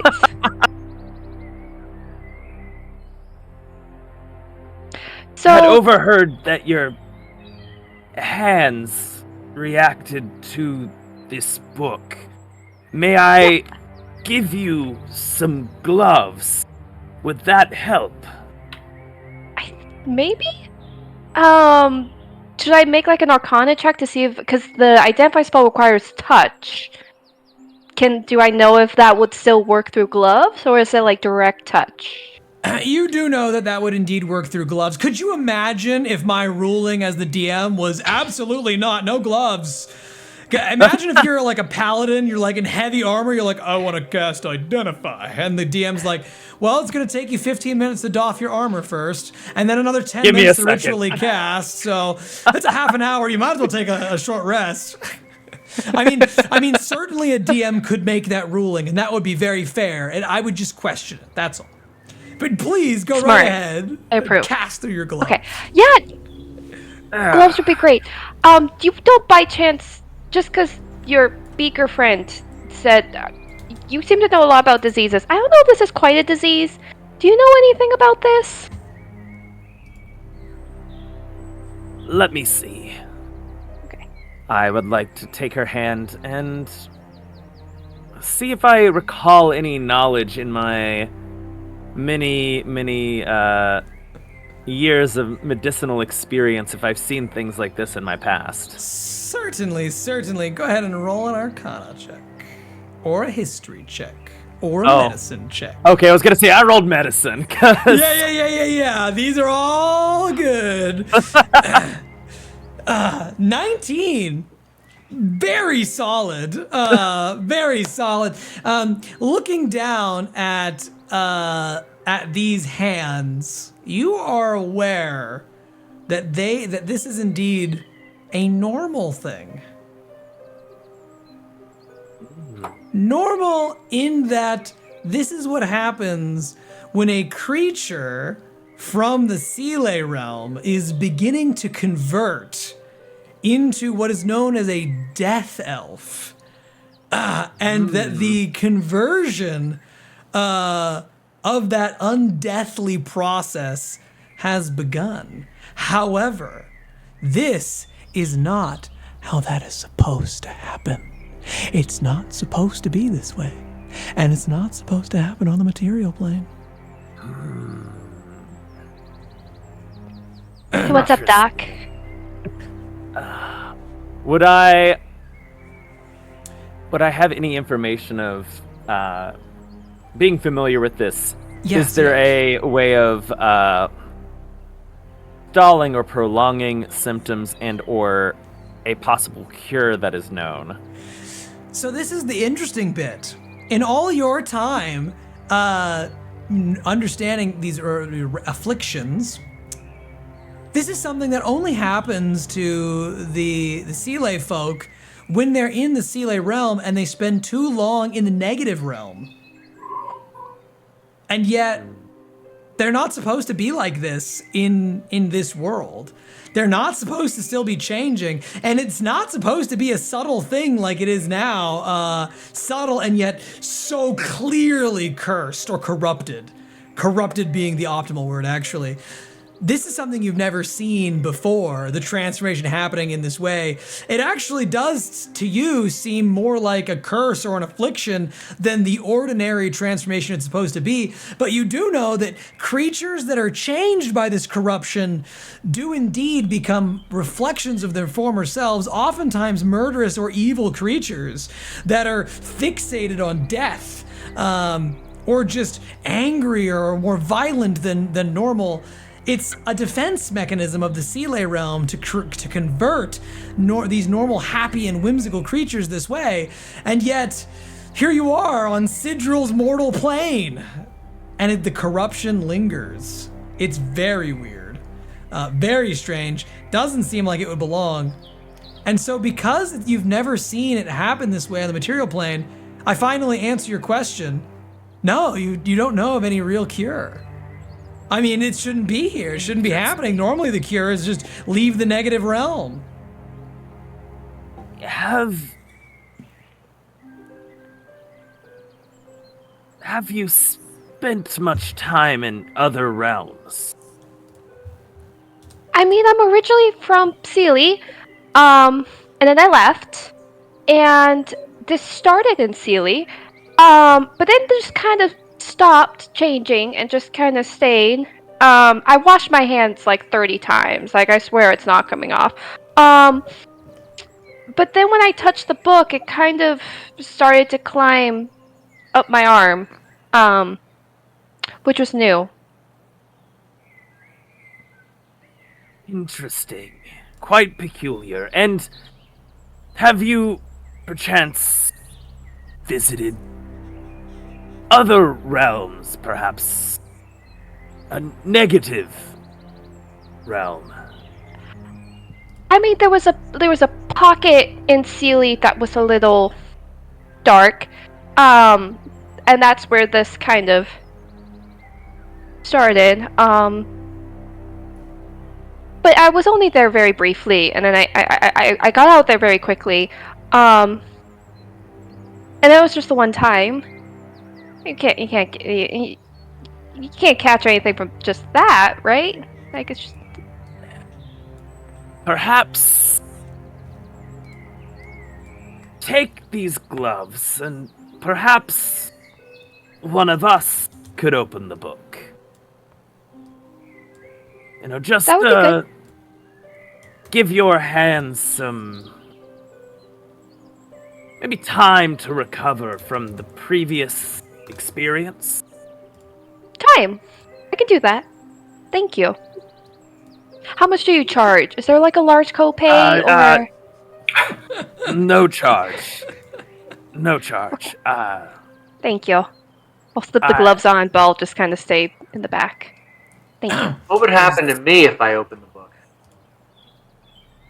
Well, to my knowledge, what is happening here to Solana, was it? Yes, Uh, Solana. Shouldn't be happening on this plane. To my knowledge, a book should likewise not be doing such things to her condition. That said, there is no clear indication what would happen to any of the rest of us. Given a person of medicine such as myself might be able to open it with,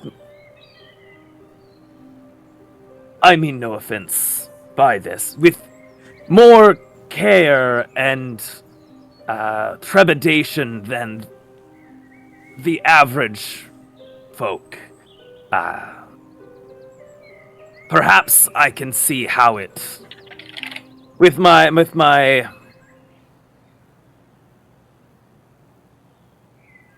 hiking out the word for this, the equipment at my disposal, perhaps I can read this book safely.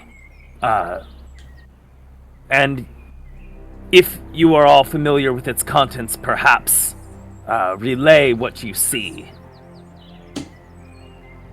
as I handle the physical. Sounds good to me. Sure.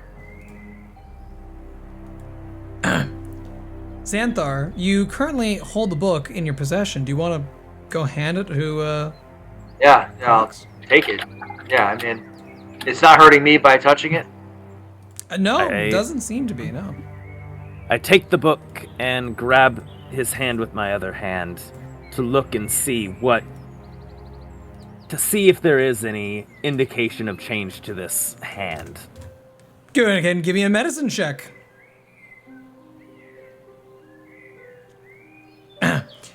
As you take the book in one hand and you've got the hand in the other, you sort of don't let go. You hold on to it. You study it for a moment. You can see the fine plates on Xanthar's body are connected together the way a Warforged should be. You can hear like a little bit of a small whining noise, barely noticeable inside of his body, but not into his hands. He doesn't seem to be filled with the same gears and circuitry that's moving and rotating the way that the Mechanimen are.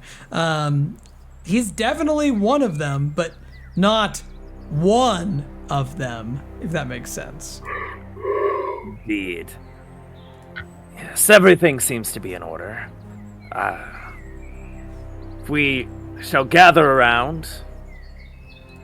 How have you opened this book previously? Is there an incantation? Is it... We haven't tried. How is this previous... How was your affliction worsened then, just by holding it? Just by touching it. It was on the ground. I was reaching towards it. Did I actually even touch it? I think I just reached towards it, like I was going to touch it. And then it started to grow. Yeah. Perhaps stay in the corner for now.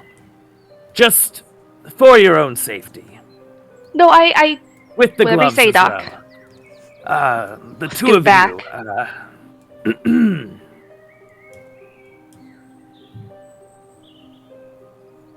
Yes, the two of you.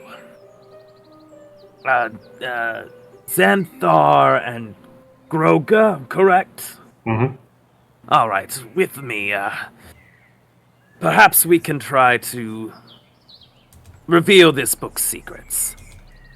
I'd like to set it down on this table chest thing. The desk-looking. Yes. The desk-looking chest. This is the place where Ghroga has prayed to Gerda in times past. You can see that there's like a ritual veil of cloth over top of it. There's some mirror fragments reflected along the edges of it, seem to make like a ball-like shape. at its core. You can see I'll yourself kind of reflected in them. shift those aside and be like, this should be a pure place for us to view the book. Very well.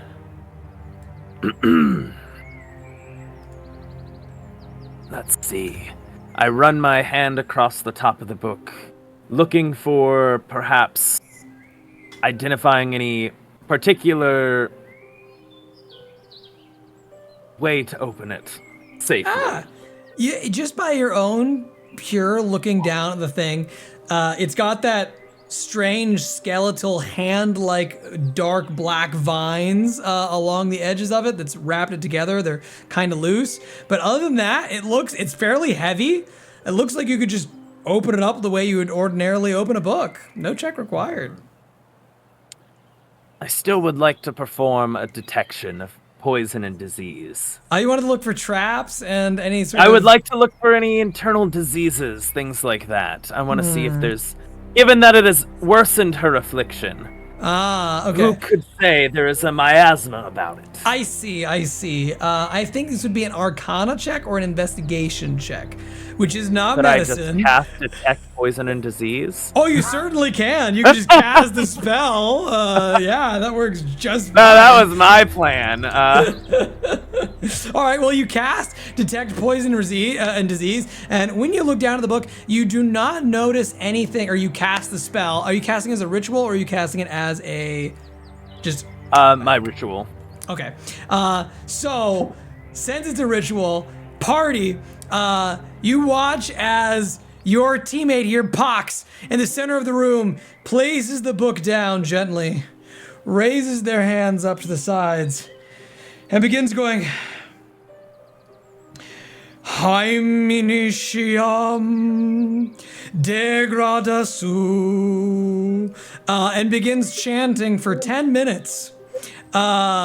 Detect disease and poison over top of this book as white lines of divination magic flow off of their presence that filter down into the book, and you can smell the scent of the white smoke of a censer oftentimes used in religious ceremonies fill the room. Did anybody want to do anything in the 10-minute time that he's casting the spell?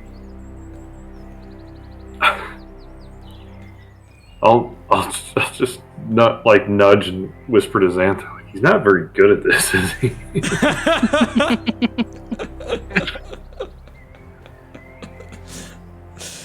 I'll just keep checking a watch that doesn't exist on my arm. Okay. Sure. Xanthar, anything you'd like to do? I'm thinking. I don't really know what else we could do here. This may be a good time for you to go freshen up.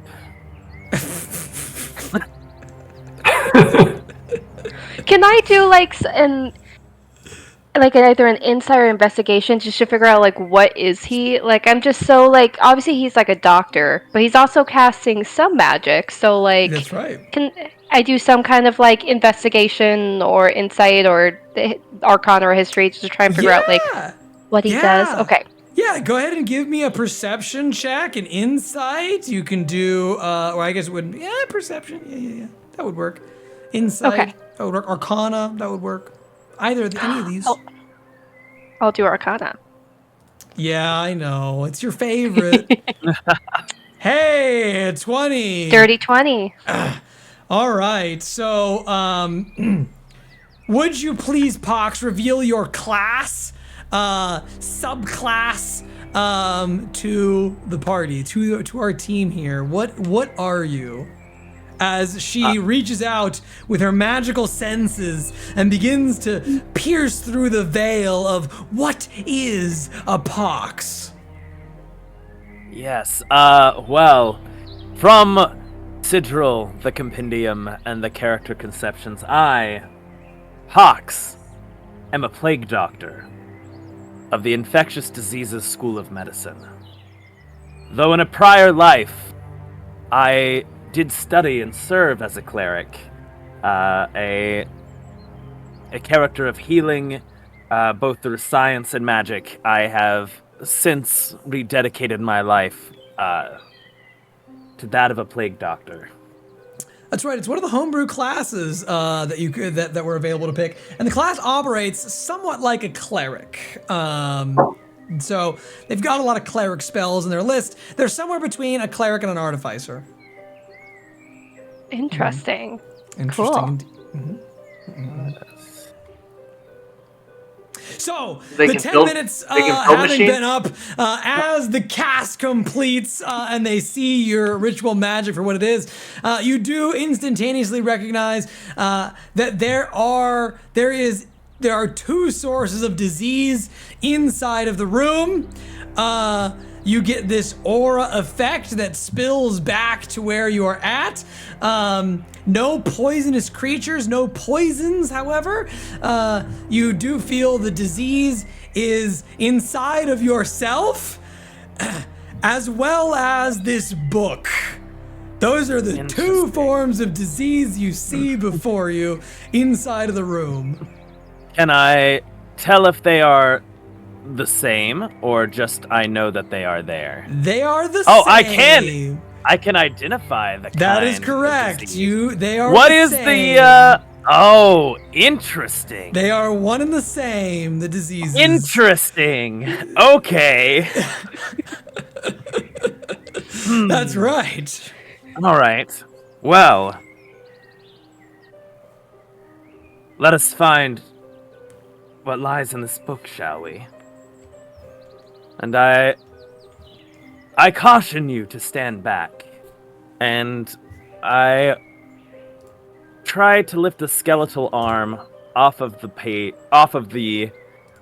binding to open the book.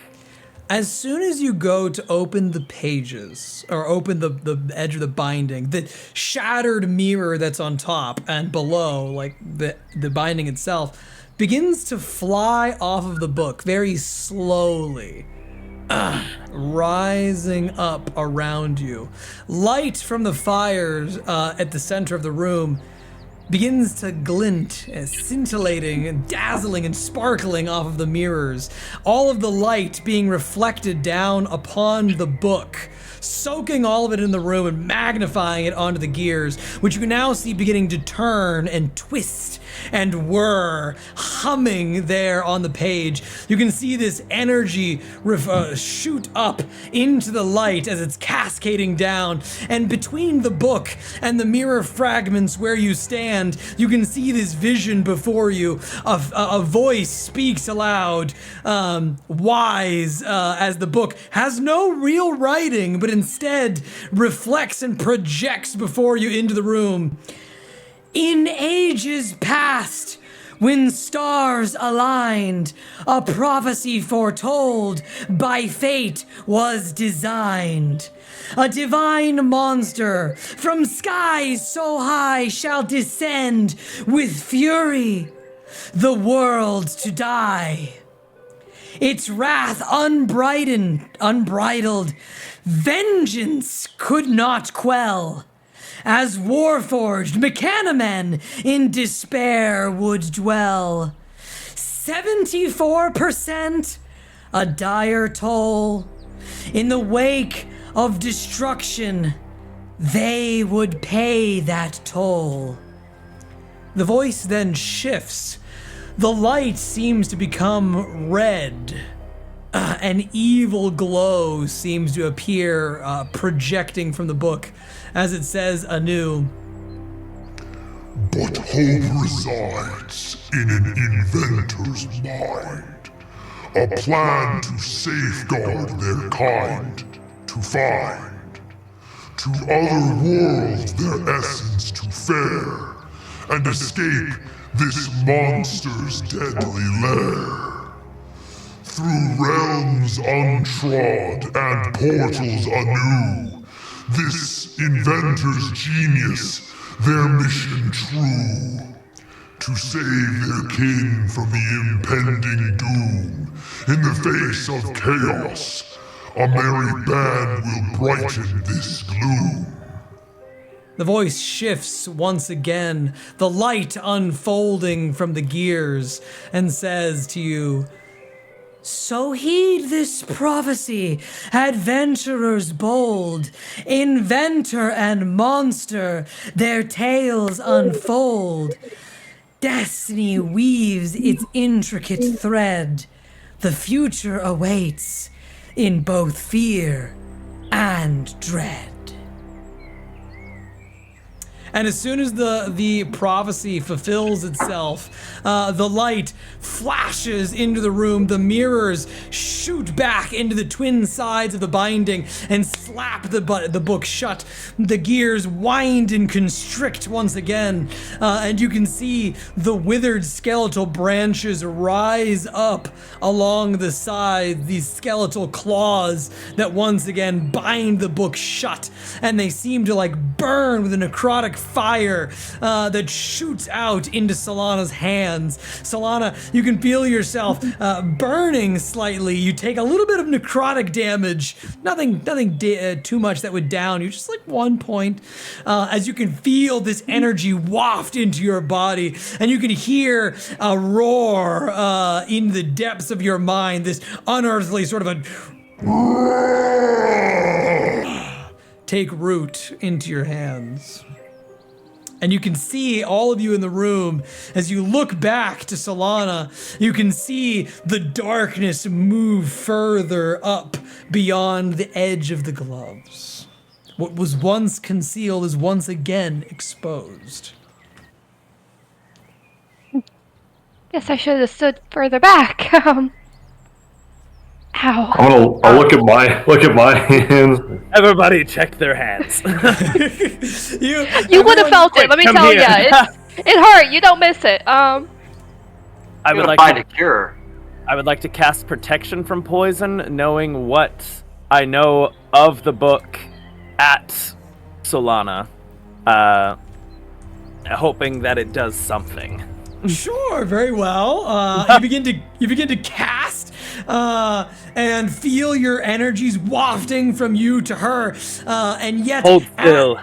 Yeah, you tell her to hold still, and yet as you cast, your energy flowing from yourself into her, it doesn't seem to forestall whatever is happening to her. Whatever is happening seems to be beyond your ability, your comprehension in this moment.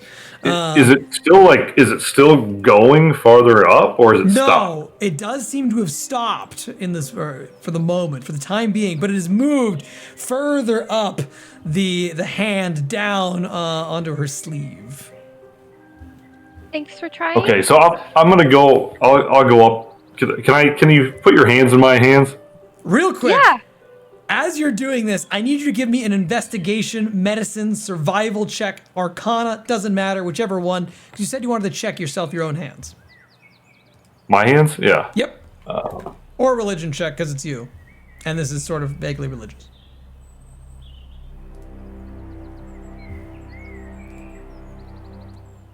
Just roll a 12 there. Just an FYI too, I am immune to disease. Of course you are. Of course you are. Of course you are. Just so you're aware when I was poking that guy as well. Yeah. No, you're good. You can see underneath your armor, there is a white, divine, blinding light that is crescendoed inside of your body, and a clear sign from your deity, the goddess of fate, that this is your mission. You are here, and you are meant to fulfill this prophecy or to work to counteract it. You know that your goddess is imparting upon you in this moment. You are her cherub, her angel, and you are, as a servant of her, you are now this thing is bound to you. And so the prophecy that has occurred, it is your job to see this through to the end, or a heresy and a plague upon you. This is you and this prophecy are now connected just by hearing it out. Yeah, I feel I can feel it effectively. So, in this, I had this shrine here, and I'm going to beckon Solana over to near the shrine and where I have my relics, and kind of set that back up. If you could put your hands in my hands, and I'll channel all 15 points to try to cure a disease. Basically, threefold into her arms and hands, where it just kind of started to grow. Sure, your body, your hands, you well up with red divine energy. The evocation magic of healing flows through you. Your armor burns with bright, fiery light, and as it surges into her body, the red light dies on the dark blackness of her hands. To no effect. Does Whatever not this appears to be is. beyond. I mean, my dab wound from the elk feels a lot better though now. So, thanks. You do. Congratulations. Back to full health. Does anyone know what this disease is? It's not curable by me. This is not a disease of the mortal realm. Whatever this is comes from a being or place higher than we. DM, did I ever meet any of the death elves when I was in Sealy? Did I ever bump into them? Of course you Okay. did. It's in your backstory. Mm-hmm. Yeah. Can I roll to see if I would put 2 and 2 together to compare that with this? Since this seems. Yeah, with your hands. Yeah, with the hands and that and his saying Go that. ahead and Okay. do an Arcana or a Okay. History. Either of those will work great. Okay. I know you're gonna choose Arcana. Crazy. I know, shocking. Oh, that was so close to. I saw the dice roll. Ooh, 21. Trying to connect 2 and 2 together, you do realize that this thing, this presence on your body, does appear to be one and the same. It's almost like a curse.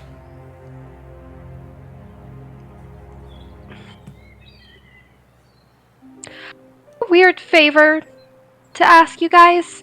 I know we just kind of started hanging out. But if this travels over all of me, can you just help me not do evil things by whatever means necessary? Are By you any means referring necessary. to- Yes. Yes. I mean, I would obviously prefer locked somewhere up versus the other option, but I don't want to be what my kind can sometimes become. This So- isn't regular of that transformation. Usually No. it's not so. It doesn't Gradual. take this. Yeah, it doesn't start like this usually. I don't know why. It also It's- should not be happening on this plane. Yeah. Maybe you should have been a paladin. Well, I'm sorry. I Time! just liked books too much. I'm sorry. Time to But now this book. reclass. Ugh. But yeah, I just don't want to. At any point, if you so desire, I could amputate. I realize it's not the most ideal solution, but it would effectively prevent the spread. I think it's a good idea. I'll I have think about it. practiced. That's yeah. Very well. Not thank as you.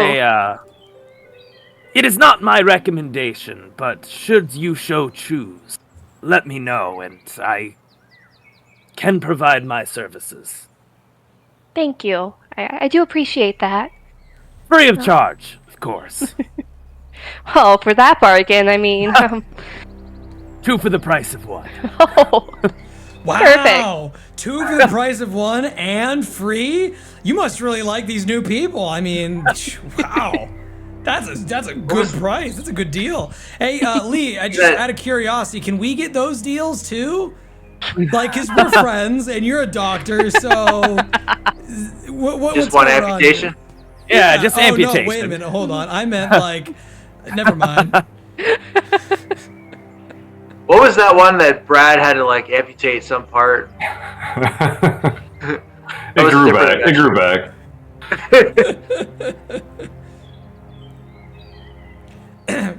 So you are here together, party, as this prophecy has been unrevealed, and I just posted it into the Discord, so you'll be more than able to look at it as much as you want, peruse and get a little bit close to it, pick through the nitty gritty if you like. There are some clear references in there. People who have been in the world for a bit longer might recognize some of these, and if not, that's okay. We'll find out along the way anyway.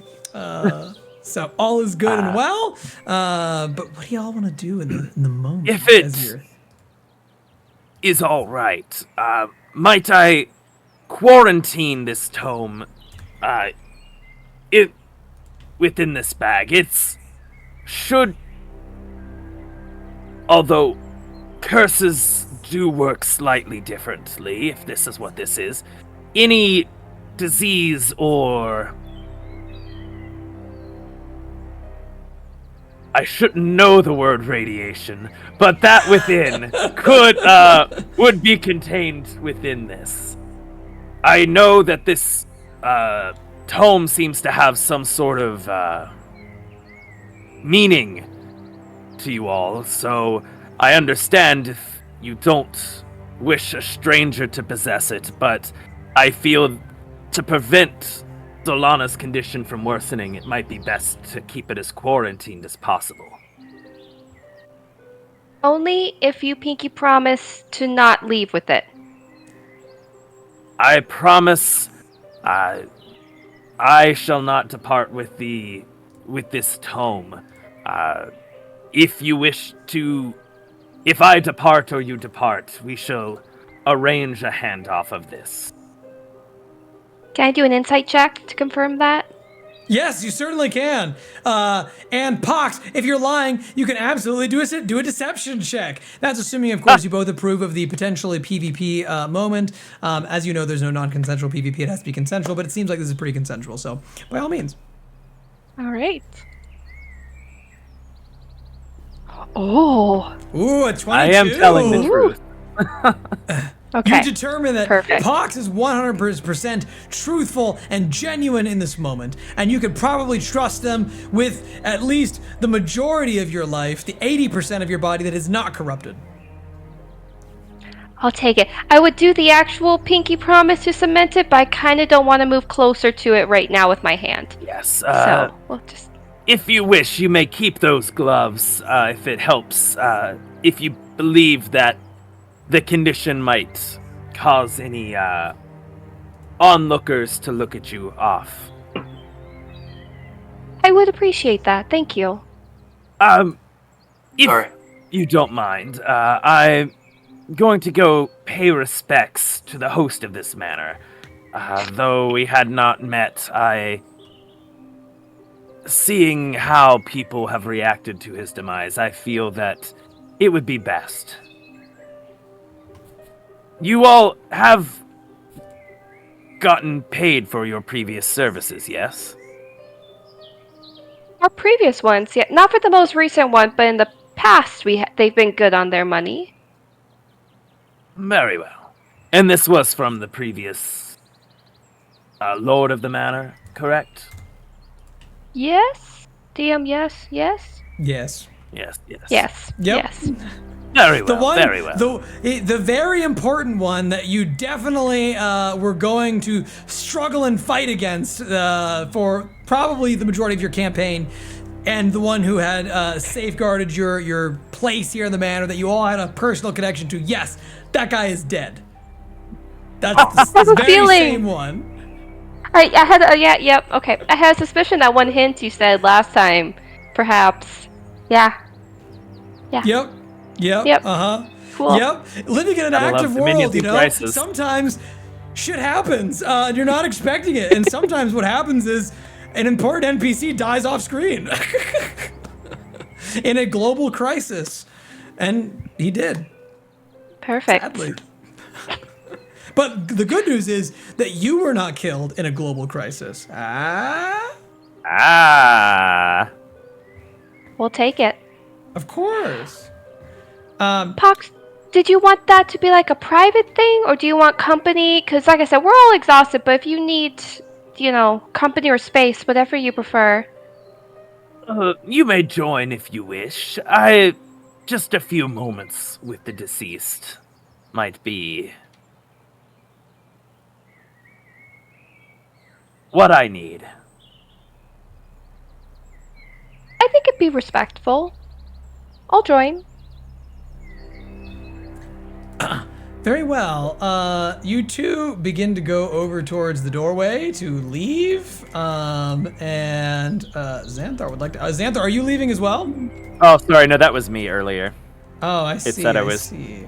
Yeah. Where did you sprinted all the way down the hall? I wasn't even looking at you. How about that, Solana? I'm gonna place you with him. Please do. I don't know how to move in the building. Yeah, it's cool. It's not particularly easy. As you make your way down, these people are not here anymore. They've kind of continued moving through the house to go elsewhere. And so, swoop, they'll be gone. Y'all can go over to the dining room or the ballroom where the Lord is being kept. As you stride into that chamber, you do notice a maid that is by herself stacking tables and chairs into a corner. She just finished putting a chair there. She goes over to the other side and begin to grab that one. But before we get to that scene and continue that one, I'm gonna go back to Ghroga and Xanthar. Ghroga and Xanthar, what did y'all wanna do as your other teammates begin to leave the room and pay their respects? Y'all settling in for the night? Yeah, I think I want to tidy my room back up, get everything clean, and then Xanthar, why don't you kind of stand outside my room, and I'll. Are there any suits of armor or anything like that I can rub up against and absorb them? Get some plate mail or? That's a fantastic question, but you haven't seen any suits of armor through the house as of yet, except for these very elaborate burning armor pieces that are in the middle of the hallway outside of the room. But you can stand adjacent to them if you want to be a sentry in the hallway, go into a shutdown period. Oh, I just want to absorb stuff. I mean, you want to go walk up to the metal and just sort of grab it and just pull it off? Very well. You begin to deconstruct this thing as you go out there. Ghroga, you're tidying up your room. Ghroga, I'm going to start this with you and then go outward. Okay. But Ghroga, as you close the door behind you and you begin to rest for the night, you see, you're going over to your bed, beginning to make the area, tidy everything up. You see, you're first looking at the desk and you're making your way over to the fabric, and you start to see this divine white blinding flash, these after images of the book that you had just seen. Hearing the words, they sort of call back to you, your prophecy. You see in your inner mind, flashing out over top of your bed and the desk, you see this gigantic meteor hurtling down from the heavens above. Very similar to Kami that had impacted, but this one magnified 100 times bigger, massive, that could flatten cities. Maybe even destroy the world if we were on Earth's setting and dinosaurs were roaming. But as it comes closer, you see the sheets of your bed rise up. Towers, buildings, museums, homes stretch out in the fabric. The meteor heading straight for them. At its core, a large circular opening into the earth. A singular pillar rising up, a gigantic tower, a mage tower of sorts, inside of the hole.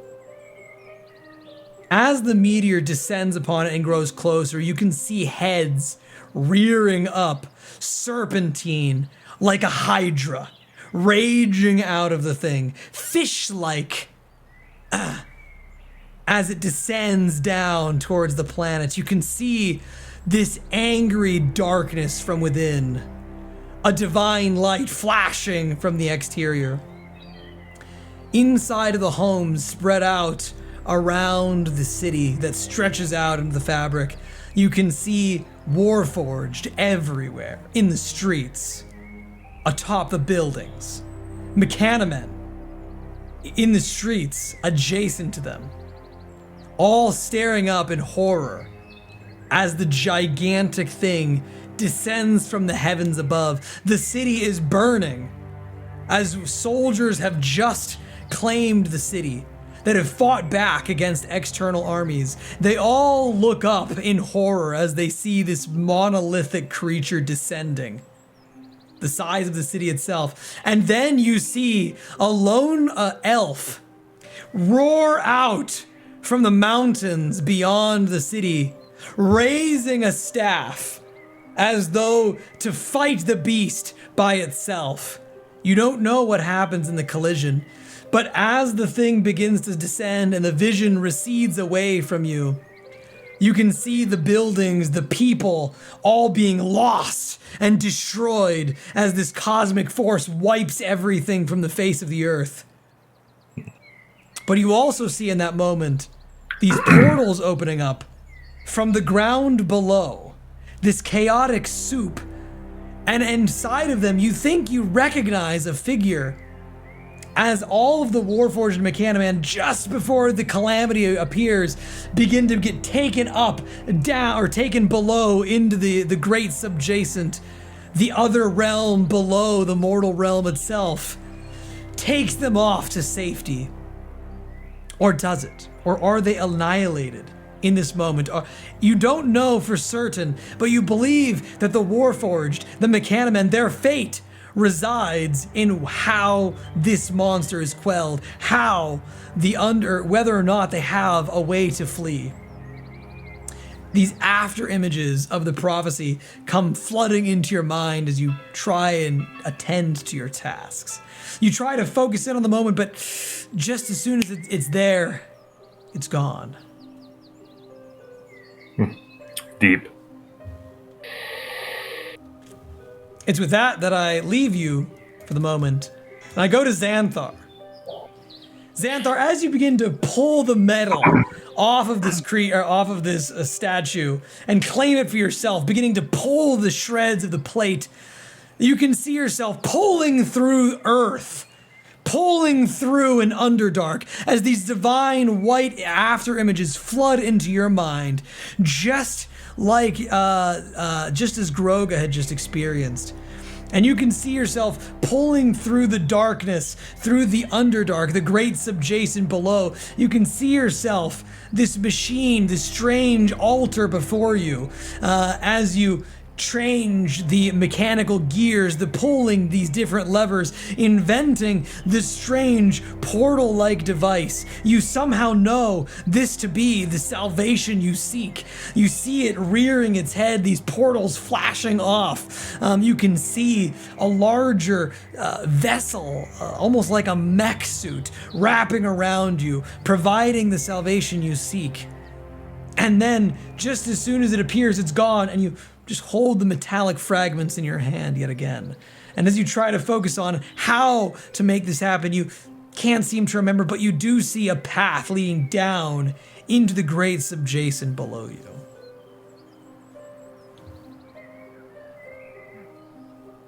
And we flow on. We go on continuing to Solana and to Pox. And as you make your way across the ballroom over towards the casket that you see at the other end, the maid raises her hand. She says, excuse me. Yes. I'm not sure what it is actually. So sorry. I'm not actually sure what it is you're here for, but the ceremony is actually supposed to happen next time on D&D. And that is where we will end our adventure for the tonight, my friends. Thank you for attending. Thank you for watching, for playing. I can't wait to share more of this and see what you're going to do with the Lord of Ghroga inside of his casket. And we will just find out next time, like I said, on D&D.